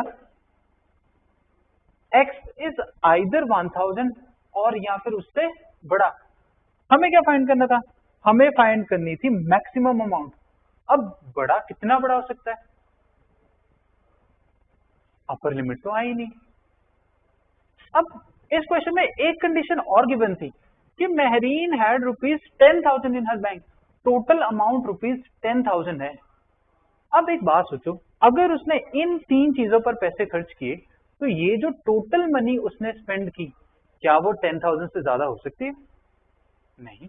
इसका मतलब ये जो 3 चीजें हैं x plus 2x minus 500 plus 3x, ये जो टोटल मनी स्पेंड की, this has to be either less than और equal to 10,000।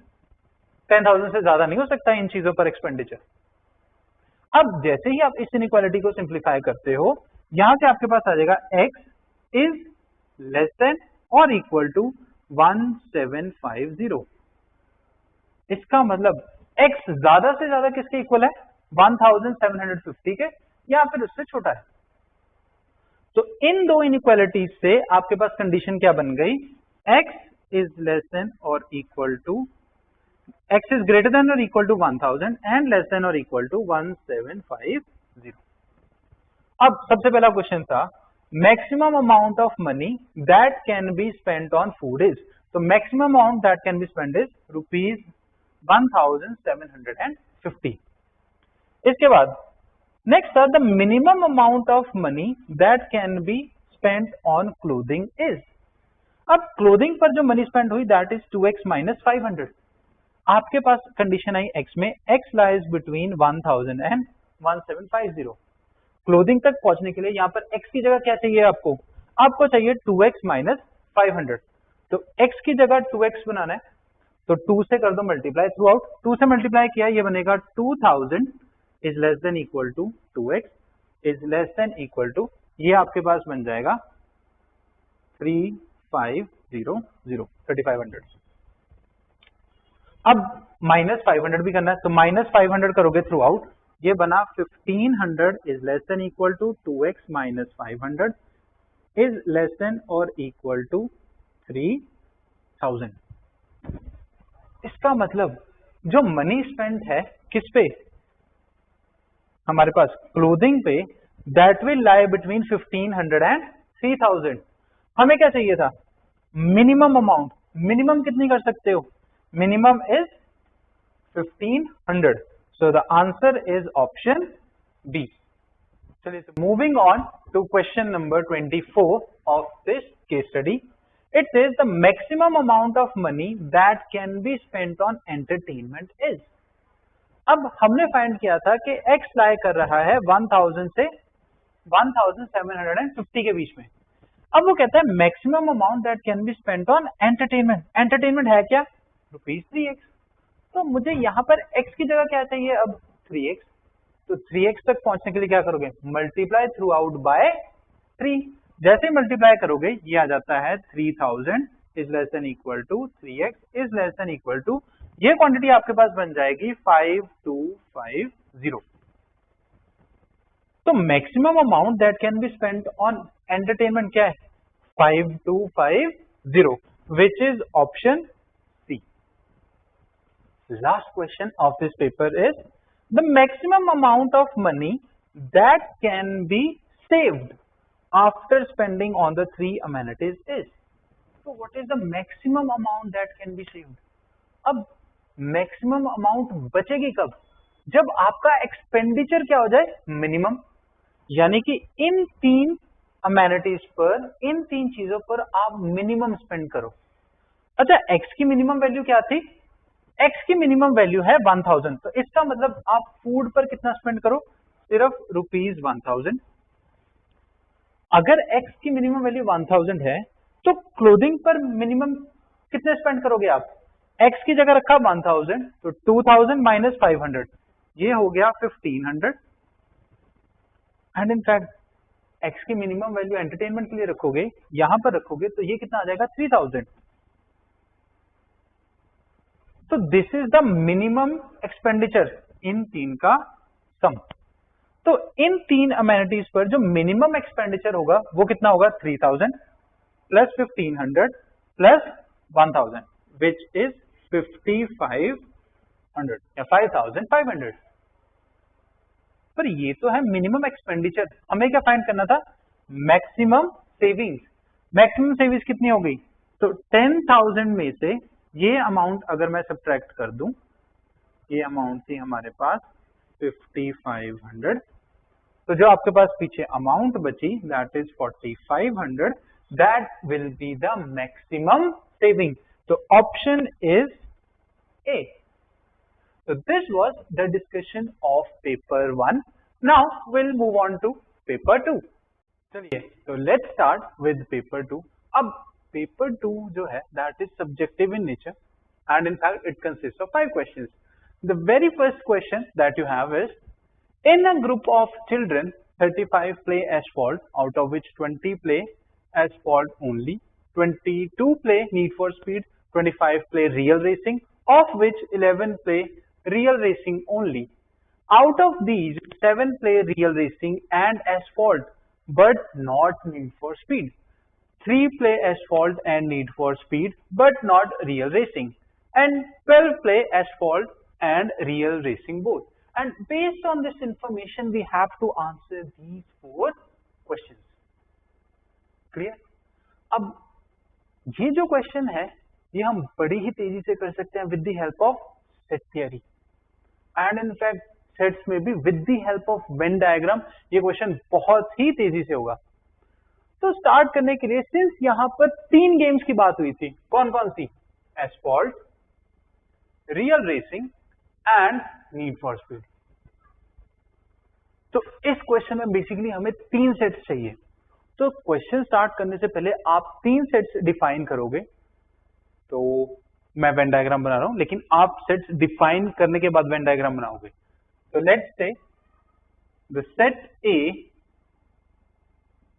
is set of all those children who play the game asphalt. Set R with set of all those children who play real racing, and set N with set of all those children who play need for speed. Of course, ये जो आपने 3 sets बनाए, don't forget to enclose them in the rectangle. और ये rectangle है क्या? Basically universal set. Clear?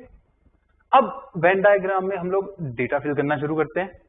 तो सबसे पहले हमें गिवन था in a group of children 35 play Asphalt. मतलब इस पूरे सेट में कितने हैं? There are 35 elements. तो इसको डायरेक्टली तो फिल नहीं कर सकते, तो इसको फिलहाल नोट डाउन कर लेते हैं। Number of elements in set A is 35। आगे बढ़ते हैं। It is out of which 20 play asphalt only. 20 play asphalt only. ये है टोटल asphalt वाले। asphalt only वाला कौन सा रीजन होगा? ये वाला। तो यहां पर है आपके पास 20 एलिमेंट्स। इसके बाद वो कहता है 22 प्ले नीड फॉर स्पीड। तो ये जो पूरा सेट है, इसमें है 22 एलिमेंट्स। क्लियर? अब ये यहां पर एंट्रीज क्या है ये हमें नहीं पता, इसका यूज अभी नहीं कर सकते, तो इसको भी नोट कर लेते हैं। Number of elements in set N is 22। चलो आगे। 25 प्ले रियल रेसिंग। अब ये जो पूरा सेट है, इसमें गिवन है हमें 25 एलिमेंट्स। अगेन यहां पर कितने हैं, यहां पर कितने हैं, यहां पर कितने हैं, ये तो नहीं पता, तो इसको भी अभी फिल नहीं कर सकते, तो फिलहाल नोट डाउन कर लेते हैं। Number of elements in set R is 25। अब वो कहता है ऑफ विच, तो out of this 25 11 play Real Racing only.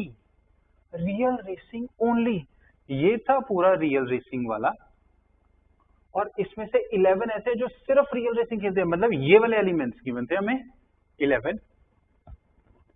Then it says, out of these 7 play real racing and asphalt, but not need for speed. Real racing and asphalt, मतलब ये वाला reason आ गया पूरा, इन दोनों का कॉमन रीजन। बट एक चीज और थी साथ में, नॉट नीड फॉर स्पीड। ये जब आपने पूरा रीजन कंसीडर किया, तो नीड फॉर स्पीड वाले एलिमेंट्स भी कंसीडर हो गए, पर नीड फॉर स्पीड वाले कंसीडर नहीं करोगे तो ये वाला पार्ट छोड़ दो। ये पार्ट छोड़ोगे तो आपके पास सिर्फ ये वाला पार्ट बचा। तो इसमें कितने एलिमेंट्स गिवन है आपको? 7। तो यहां पर है 7। आगे चलते हैं, और क्या गिवन है?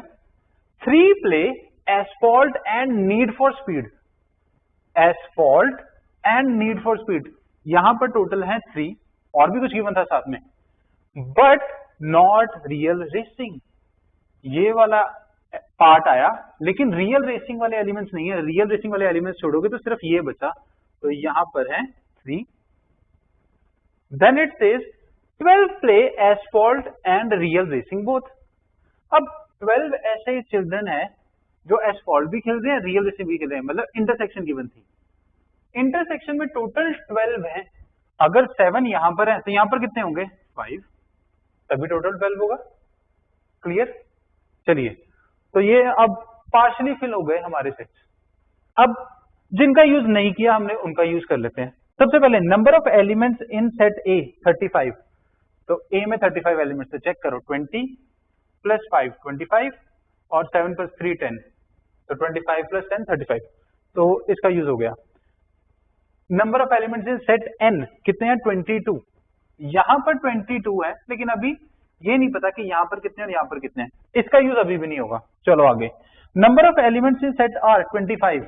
आर में है 25, इस टोटल में 25 है, अब 7 प्लस 5 12, 12 प्लस 11 कितने हो गए 23, यहां तक 23 हुए और टोटल में 25 है, तो इसका मतलब यहां पर रिमेनिंग एलिमेंट्स आएंगे वो कितने हैं 2, इसका यूज भी हो गया, बचा ये।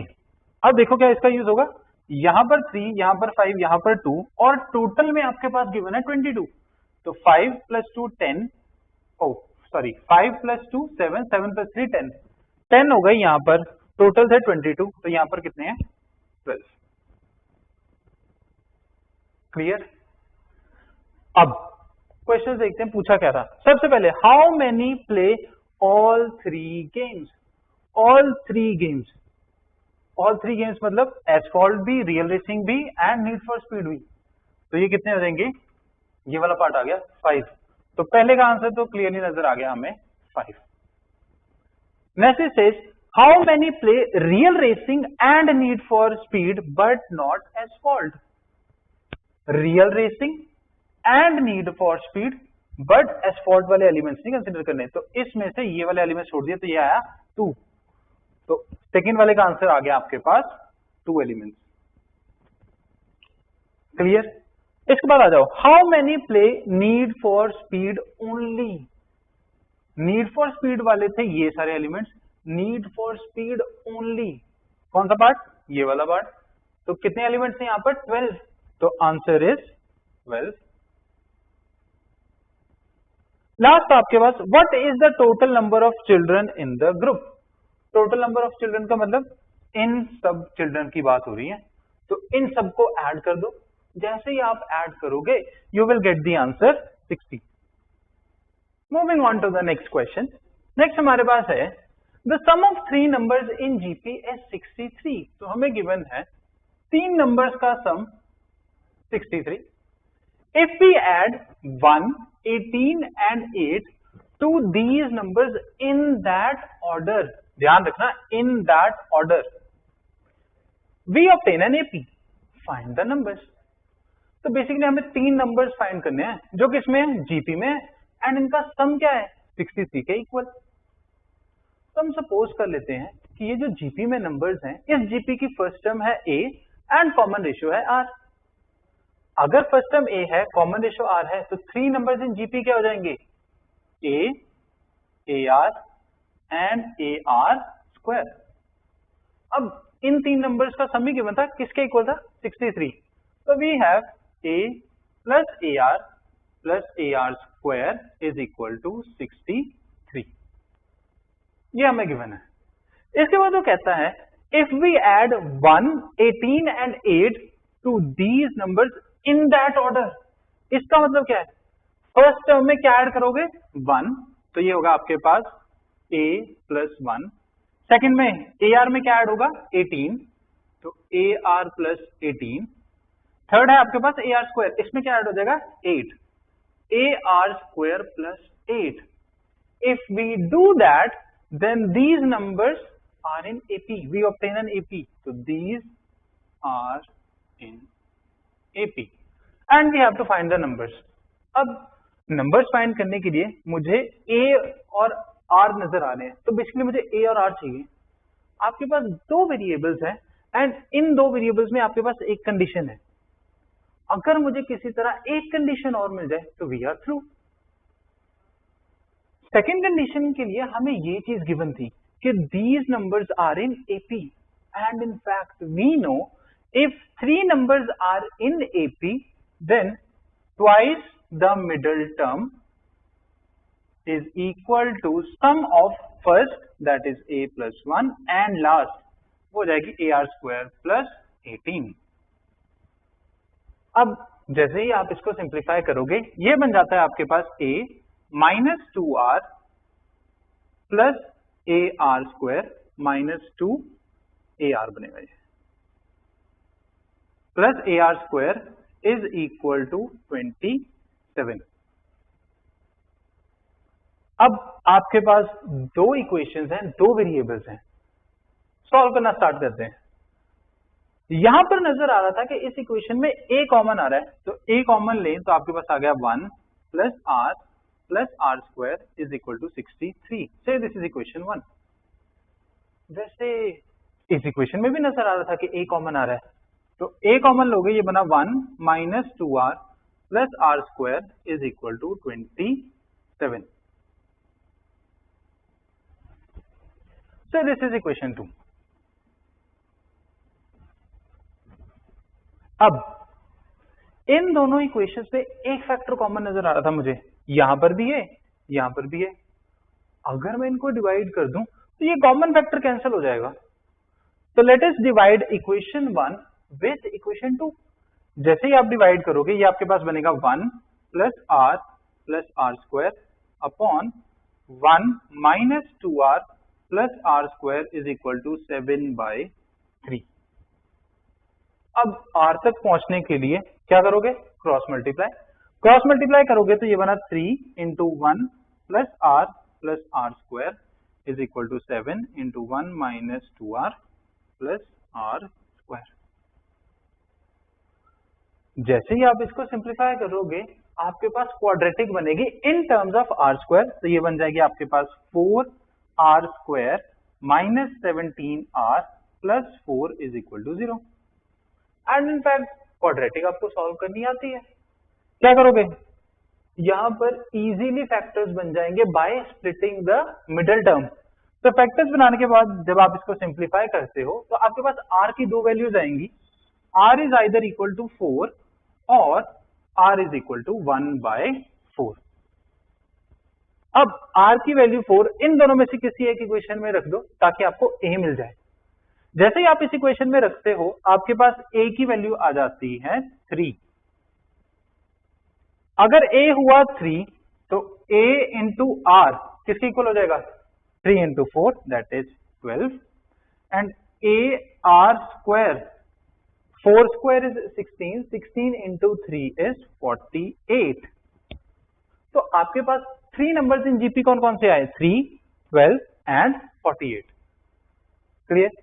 अब इन दिस केस अगर r को आप 1/4 सब्स्टिट्यूट करोगे यहां पर तो a आ जाता है आपके पास 48, ar आपके पास बन जाएगा 12 एंड ar स्क्वायर बनेगा इक्वल टू 3। तो इस केस में 3 नंबर्स इन जीपी कौन से बनेंगे, 48, 12 एंड 3। तो basically these are the 3 numbers in GP जिनका सम क्या होगा 63 and of course if we add 1, 18 and 8 to them we will get a AP. Moving on to the next question. Next हमारे पास using properties of sets prove that A difference B difference A difference C is equal to A intersection C whole difference B. अब इसको prove करना है with the help of properties of sets. तो prove करने के लिए सबसे पहले हम लेफ्ट हैंड साइड उठा लेते हैं। तो लेफ्ट हैंड साइड में आपके पास है A difference B difference A difference C। अब ऑब्जर्वेशन, यहां पर डिफरेंस, यहां पर डिफरेंस, यहां पर डिफरेंस एंड इनफैक्ट जो हमें प्रूव करना है टारगेट में हमारे पास है A इंटरसेक्शन C, तो यहां पर इंटरसेक्शन, सिर्फ यहां पर डिफरेंस है। अब प्रॉपर्टीज का यूज करना है तो हमें मैक्सिमम प्रॉपर्टीज किस पे आती है, मैक्सिमम प्रॉपर्टीज हमें आती हैं यूनियन पर और इंटरसेक्शन पर। तो सबसे पहले ये जो डिफरेंस है इसको ही खत्म कर लेते हैं and in fact we know that x difference y किसके इक्वल होता है, x डिफरेंस चेंज हो जाएगा इंटरसेक्शन में एंड सेकंड सेट का कॉम्प्लीमेंट। तो सबसे पहले जो हमारे पास ब्रैकेट्स है उनमें इस रिजल्ट का यूज करेंगे, तो ये आपके पास बन जाएगा a intersection b complement difference a intersection c complement. Again ये आपके पास बना क्या, x डिफरेंस y, तो क्या होगा, ये डिफरेंस चेंज हो जाएगा इंटरसेक्शन में एंड इस पूरे सेट का कॉम्प्लीमेंट। अब ये आपके पास क्वांटिटी कैसी बन गई, x इंटरसेक्शन y का complement, x intersection y whole complement. याद करो ये क्वांटिटी किसके इक्वल थी, by De Morgan's law this is equal to x complement union y complement। तो ये आपके पास बना a intersection b complement intersection इस सेट का कॉम्प्लीमेंट, तो ये बना ए कॉम्प्लीमेंट, इंटरसेक्शन चेंज हुआ यूनियन में, यहां पर आएगा सी कॉम्प्लीमेंट का कॉम्प्लीमेंट, सी कॉम्प्लीमेंट का कॉम्प्लीमेंट, किसी भी सेट का कॉम्प्लीमेंट उसका फर्दर कॉम्प्लीमेंट किसके इक्वल होता है, सी के इक्वल हो जाएगा, दैट सेट इटसेल्फ। ठीक है, ये चीज बन गई। अब इस स्टेप के बाद काफी सारे स्टूडेंट्स रुक जाते हैं, क्यों, नजर ही नहीं आता आगे। ध्यान दो, अगर इस सेट को मैं एक सेट मान लूं, से एक्स, ये आपके पास साइन आ गया इंटरसेक्शन का, तो ये है y, यहां पर यूनियन, और ये है z, ये बना क्या, x intersection y union z। ये किसके इक्वल था, using distributive property, this is x intersection y union x intersection z। तो यहां पर क्या लगेगी अब, डिस्ट्रीब्यूटिव प्रॉपर्टी, तो ये पूरा है x intersection y is A complement, तो ये बना a इंटरसेक्शन b कॉम्प्लीमेंट, इस पूरे की intersection with A complement, union x यानी कि a intersection b complement intersection z that is c, ये चीज बन गई।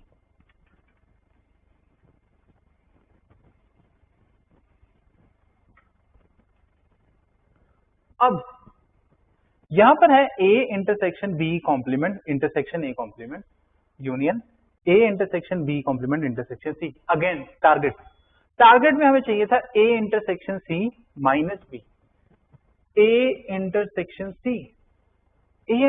c यहां से बन सकता है, तो पहले इसी को ऑब्जर्व कर ले।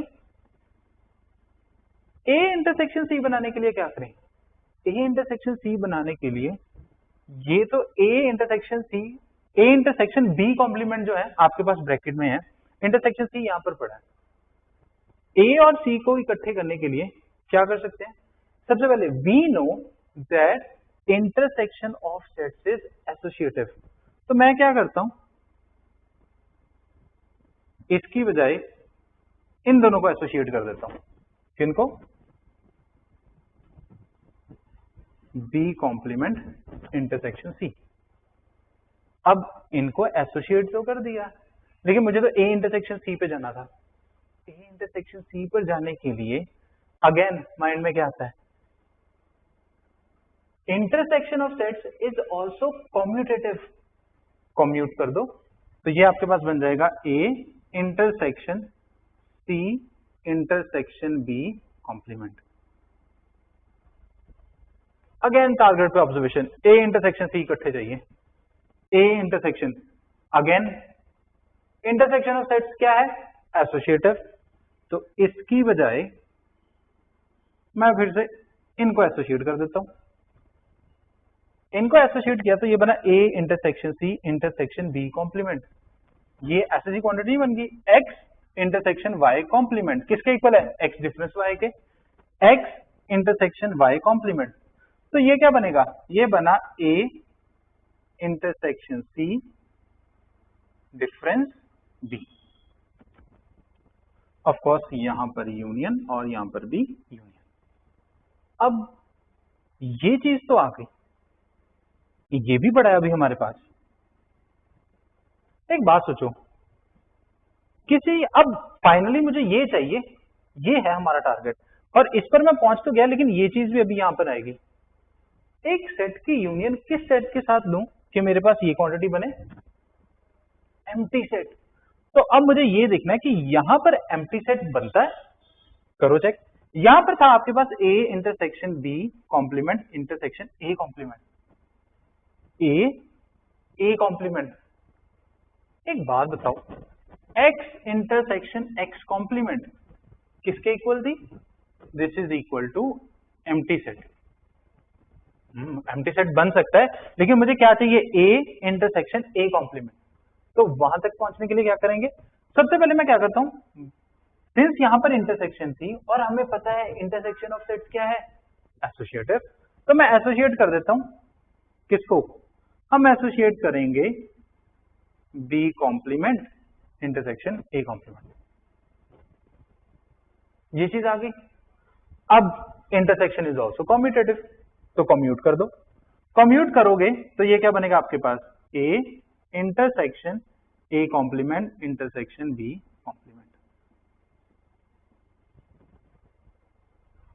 इनफैक्ट अगेन एसोसिएट कर दो, क्यों, हमें तो ए इंटरसेक्शन ए कॉम्प्लीमेंट चाहिए था। अब ए इंटरसेक्शन ए कॉम्प्लीमेंट किसके equal, empty set, empty set की इंटरसेक्शन विद बी कॉम्प्लीमेंट, किसी भी सेट की इंटरसेक्शन विद एम्प्टी सेट क्या होगी, एम्प्टी सेट। तो this is again empty set. Empty set का यूनियन किसी भी सेट के साथ लोगे तो we will get the set itself. तो ये आ गया आपके पास A intersection C minus B, and in fact यही प्रूव करना था। So this is our required. Moving on to the next question that we have here is question number 28, that says solve the system of linear inequalities graphically, and ये कुछ linear inequalities हमें given थी। अब graphically solve करनी थी तो हमने Cartesian plane consider कर लिया। अब graphically represent करना है और आपको inequalities given है, हमें तो ग्राफ पर क्या प्लॉट करनी आती है, लाइंस प्लॉट करनी आती है, inequalities नहीं आती। तो इनइक्वालिटीज को प्लॉट करने के लिए सबसे पहला चीज क्या करते हो आप, सबसे पहले ये जो आपके पास गिवन इनइक्वालिटी है इसके कॉरेस्पॉन्डिंग हम कंसिडर करेंगे एक लीनियर इक्वेशन। तो इसके कॉरेस्पॉन्डिंग लीनियर इक्वेशन आपके पास बनेगी x plus Y is equal to 5। अब इस लाइन को आप इजीली प्लॉट कर सकते हो, x को 0 रखोगे तो y 5, y को 0 रखा x 5। लाइन प्लॉट करने के लिए 2 पॉइंट्स चाहिए होते हैं, एंड 2 पॉइंट्स बहुत ही नाइस पॉइंट्स आपको बहुत ही इजीली मिलते हैं, 0,5 एंड 5,0। तो ये होगा, ये पॉइंट आ गया आपके पास और ये पॉइंट्स आ गए। अब पॉइंट्स तो आ गए, दूसरी चीज क्या ध्यान में रखनी है कि जो लाइन बनेगी वो आप डॉटेड बनाओगे या डार्क बनाओगे। सिंस यहां पर इस इनइक्वालिटी में इक्वालिटी कंसिडर हो रही थी तो लाइन कैसी बनेगी, डार्क। तो इन दोनों पॉइंट्स को ज्वाइन करती हुई एक डार्क लाइन बनाओगे।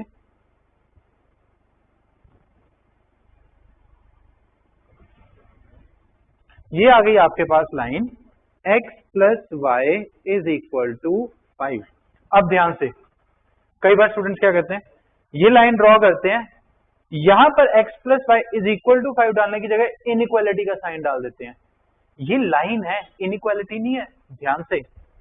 इसके बाद अब हमें तो इनइक्वालिटी प्लॉट करनी थी, ये तो लाइन है, तो इनइक्वालिटी का रीजन कौन सा होगा, उसके लिए क्या करोगे, third point, we will select a point not lying on the line. इस लाइन पे लाइन नहीं करना चाहिए, सबसे नाइस पॉइंट 0,0 उठा लेते हैं। 0,0 इस इनइक्वालिटी में रखोगे तो आपके पास आ गया 0 प्लस 0 इज ग्रेटर देन और इक्वल टू 5, मतलब 0 is greater then 5। Is it true, ये ट्रू नहीं है। तो इसका मतलब इस इनइक्वालिटी के कॉरेस्पॉन्डिंग जो सोल्यूशन रीजन होगा वो इस पॉइंट के ऑपोजिट साइड पे हुआ, यानी कि इस लाइन की इस तरफ। तो इस इनइक्वालिटी के लिए solution region will lie in this direction. Similarly अब नेक्स्ट इनइक्वालिटी उठाओ, नेक्स्ट इनइक्वालिटी थी y is less than x plus 2। Again इसके कॉरेस्पॉन्डिंग लाइन कंसिडर करोगे, लाइन आपके पास आ जाती है y is equal to x plus 2। Point देखोगे, अगर x 0 हुआ तो y 2, x 0 y 2, तो 0,2 ये पॉइंट आया। और अगर y 0 हुआ तो x क्या हो जाएगा, -2, y 0 x -2, ये पॉइंट आ गया। अब क्या डिसाइड करना है कि लाइन कैसी बनेगी, डॉटेड या डार्क। इस इनइक्वालिटी में स्ट्रिक्ट इनइक्वालिटी थी, इक्वल टू का साइन नहीं आया, तो लाइन कैसी बनेगी, डॉटेड। डॉटेड लाइन बनाएंगे तो ये बने आपके पास कुछ ऐसी सी लाइन आएगी, ये आ गई आपके पास line y is equal to x plus 2। इसके बाद नेक्स्ट इनइक्वालिटी तक जाने से पहले सबसे पहले इसका सोल्यूशन रीजन चेक कर लेते हैं। अगेन एक पॉइंट उठाओगे, 0,0 उठा लेते हैं, इस इनइक्वालिटी में रखोगे तो ये बना 0 इज लेस देन 0 प्लस 2। यानी कि क्या आया, 0 is less then 2 which is true. अगर ये इनइक्वालिटी को सेटिस्फाई करता है तो सोल्यूशन रीजन कहां लाया करेगा, इस पॉइंट की तरफ, यानी कि इस तरफ। Next inequality 2x plus y less than 10। Again इसके कॉरेस्पॉन्डिंग इक्वालिटी कंसिडर करोगे, 2x plus Y is equal to 10। Points draw करोगे, पॉइंट क्या आएंगे, अगर x 0 हुआ तो y 10, x 0 y 10, ये आ गया पॉइंट। और अगर y 0 हुआ तो x 5, y 0 x 5, ये पॉइंट आ गया। तो इन दोनों से पास करती हुई लाइन बनेगी। अगेन डिसाइड करना था कि लाइन डॉटेड बनेगी कि डार्क। यहां पर स्ट्रिक्ट इनइक्वालिटी है, इक्वल टू का साइन नहीं है, तो लाइन कैसी बनेगी, अगेन डॉटेड। तो इन दोनों पॉइंट से पास करती हुई डॉटेड लाइन।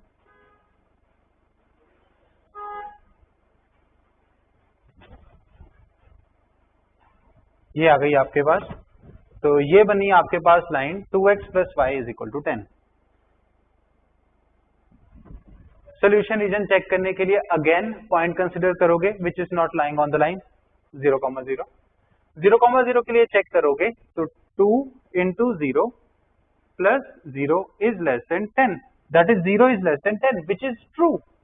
ट्रू है तो सोल्यूशन रीजन कहां लाया करेगा, इस पॉइंट की तरफ। तो ये आ गया। नेक्स्ट इनइक्वालिटी थी x इज ग्रेटर देन और इक्वल टू 0।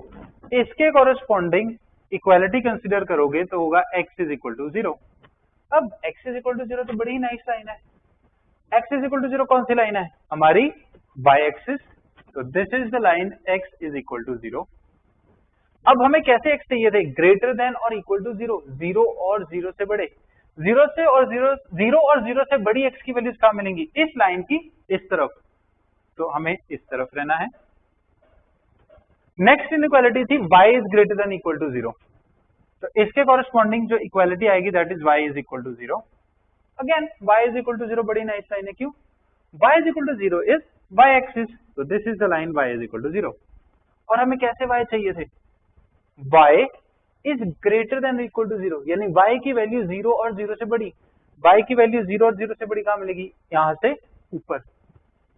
तो ये वाला रीजन। अब हमें इस लाइन के इस तरफ रहना है, इस लाइन से ऊपर रहना है, इसका मतलब सोल्यूशन रीजन कहां है, फर्स्ट क्वाड्रेंट में। इसके बाद इस लाइन से ऊपर, इस लाइन से नीचे, तो यहां कहीं है। एंड इनफैक्ट इस लाइन के नीचे रहना है। तो ये वाला रीजन जो आपके पास आया,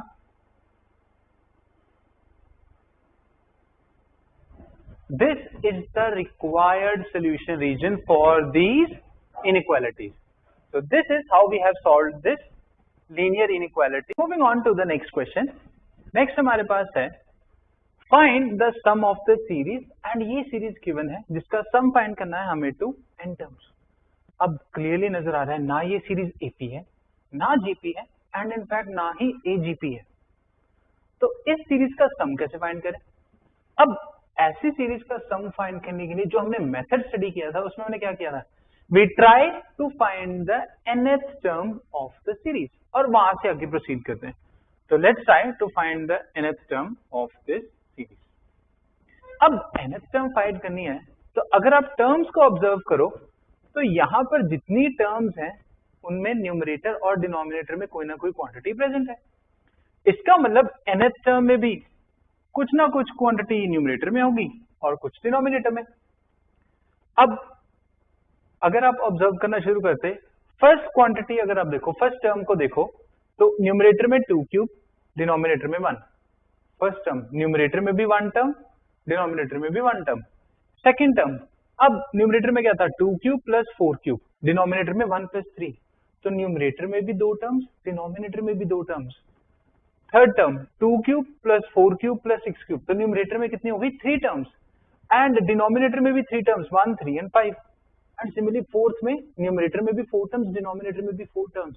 अगर हम nth टर्म लिख रहे हैं तो इसका मतलब nth टर्म में न्यूमरेटर में भी n टर्म्स होंगी, डिनोमिनेटर में भी n टर्म्स होंगी। क्लियर? अब सीक्वेंस चेक करते हैं। यहां पर न्यूमरेटर में 2 cube plus 4 cube, 2 cube plus 4 cube plus 6 cube, 2 cube plus 4 cube plus 6 cube plus 8 cube. तो nth टर्म में यहां पर क्या होगा 2 cube plus 4 cube plus 6 cube plus 8 cube plus so on to n terms होंगी ऐसे ही। Clear. Similarly denominator में देखो 1 1 plus 3 1 plus 3 plus 5 1 plus 3 plus 5 plus 7। तो यहां पर भी क्या हो जाएगा 1 plus 3 plus 5 plus 7 plus so on to n terms. Clear. अब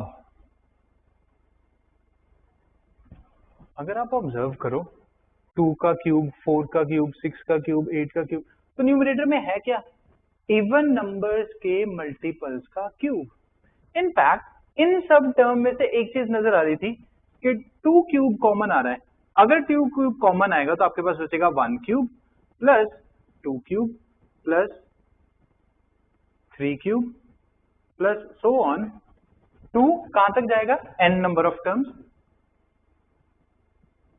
सारी टर्म्स में से 2 क्यूब कॉमन ले लिया हमने। और डिनोमिनेटर में आपके पास था 1 plus 3 plus 5 plus 7।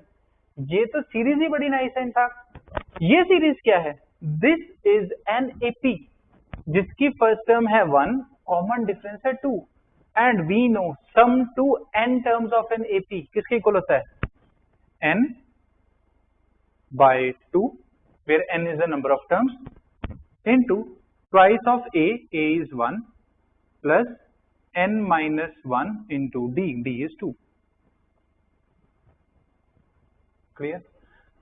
And in fact numerator में भी आपके पास बड़ी सी सीरीज बनी थी 1 cube plus 2 cube 3 cube plus so on up to n terms. तो ये है क्या sum of cubes of first n natural numbers and sum of cube of first n natural numbers किसके इक्वल होता है, दिस इज इक्वल टू यह है आपके पास 2 cube into n plus 1 by 2 इस पूरे का whole square whole divided by, इसको सिंप्लीफाई करोगे ये बन जाता है n स्क्वायर।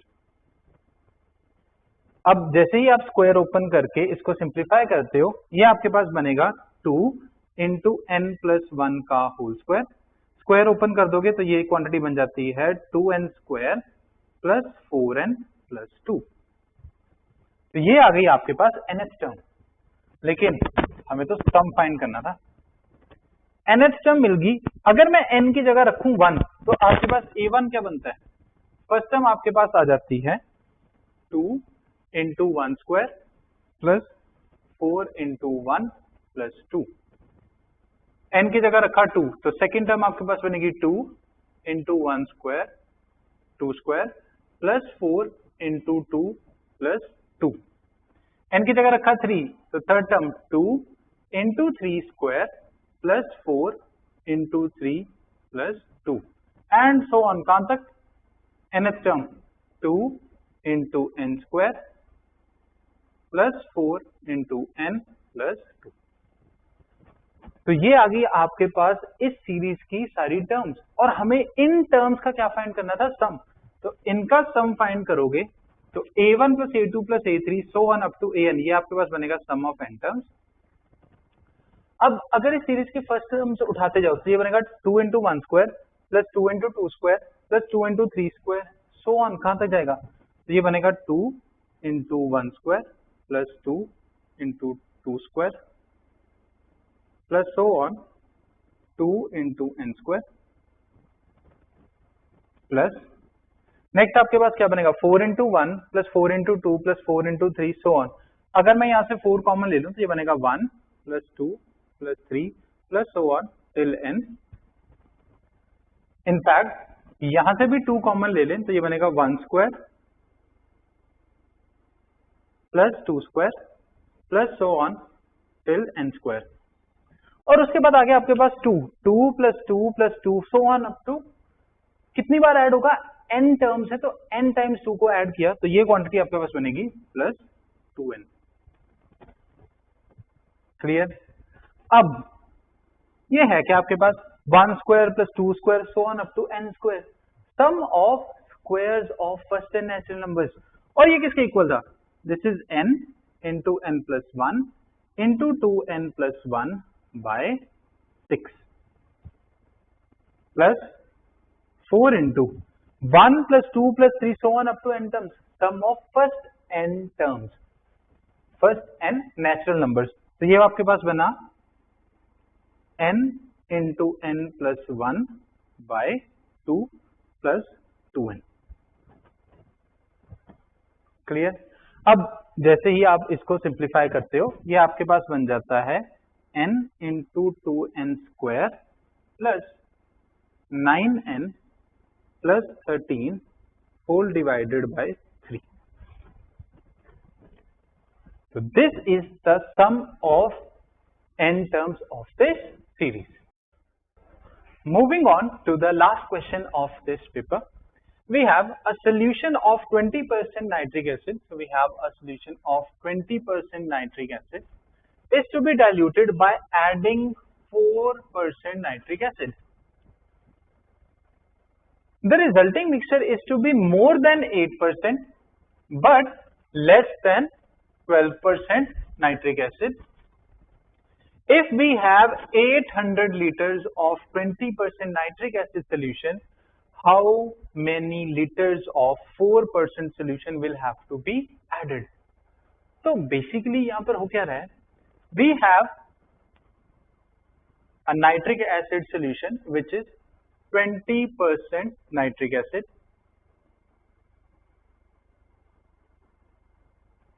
And इसको dilute करने के लिए we are adding 4% nitric acid solution to it. अब वो कहता है क्या है? कहता सच दैट कि ये जो आपके पास रिजल्टिंग मिक्सचर आया,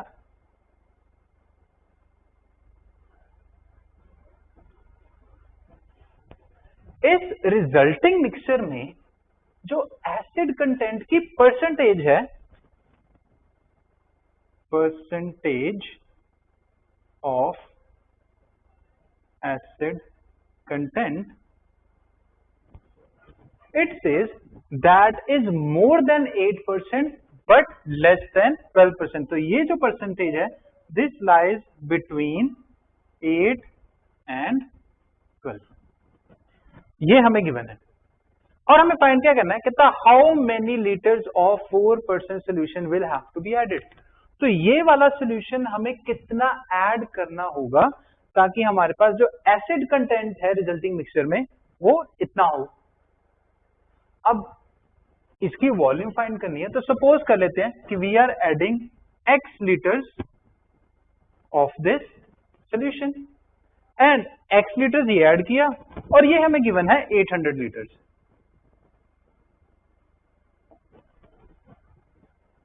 अब रिजल्टिंग मिक्सचर में एसिड कंटेंट आएगा कहां से?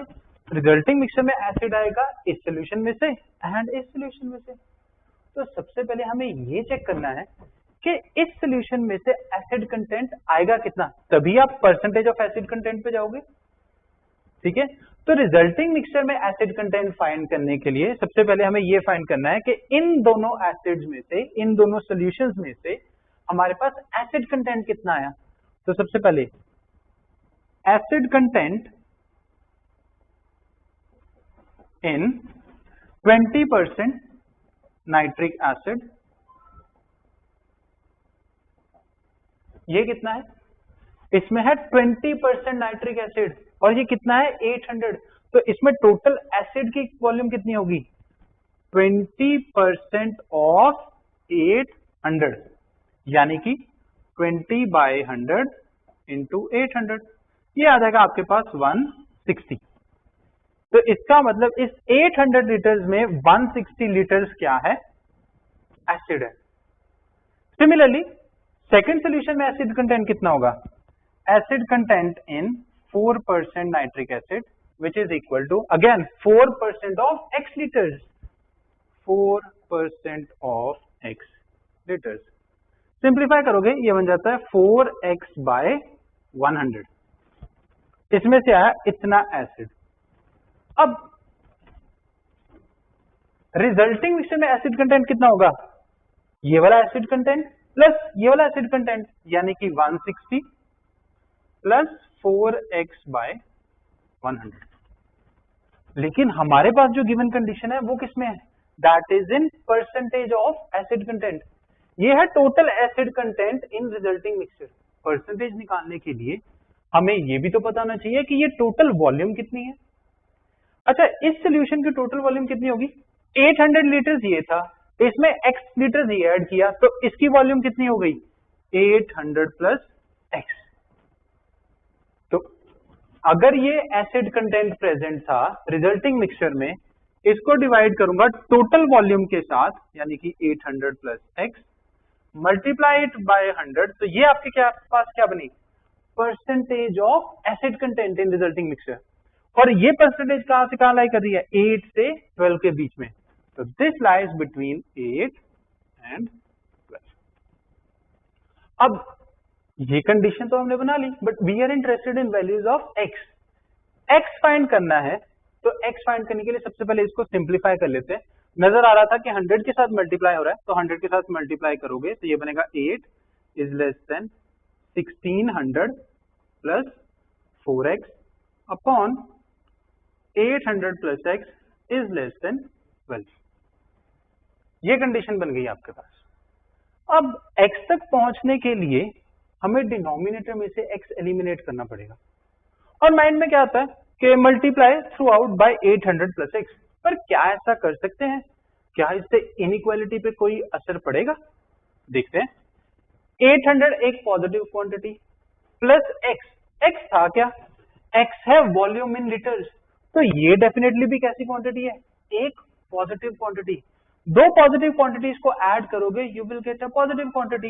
एंड इन फैक्ट अगर हम पूरी इनइक्वालिटी को एक पॉजिटिव क्वांटिटी के साथ मल्टीप्लाई करेंगे तो sign of inequality will not change नहीं होगा, तो हम मल्टीप्लाई कर देते हैं, multiply through out by 800 plus x, तो ये आपके पास बना 8 into 800 plus x is less than 1600 plus 4x is less than 12 into 800 plus x।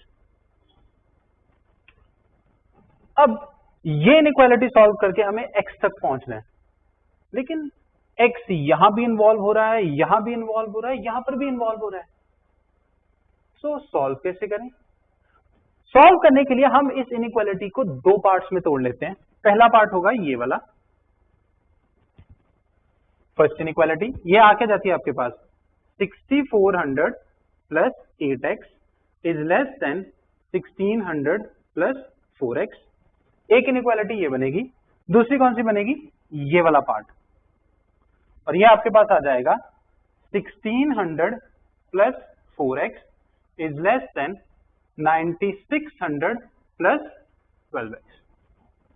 अब ये दो इनइक्वालिटीज को आप सॉल्व कर सकते हो। जैसे ही आप सॉल्व करोगे आपके पास इन दोनों से वैल्यू आ जाएगी, x will lie between 800 and 2400।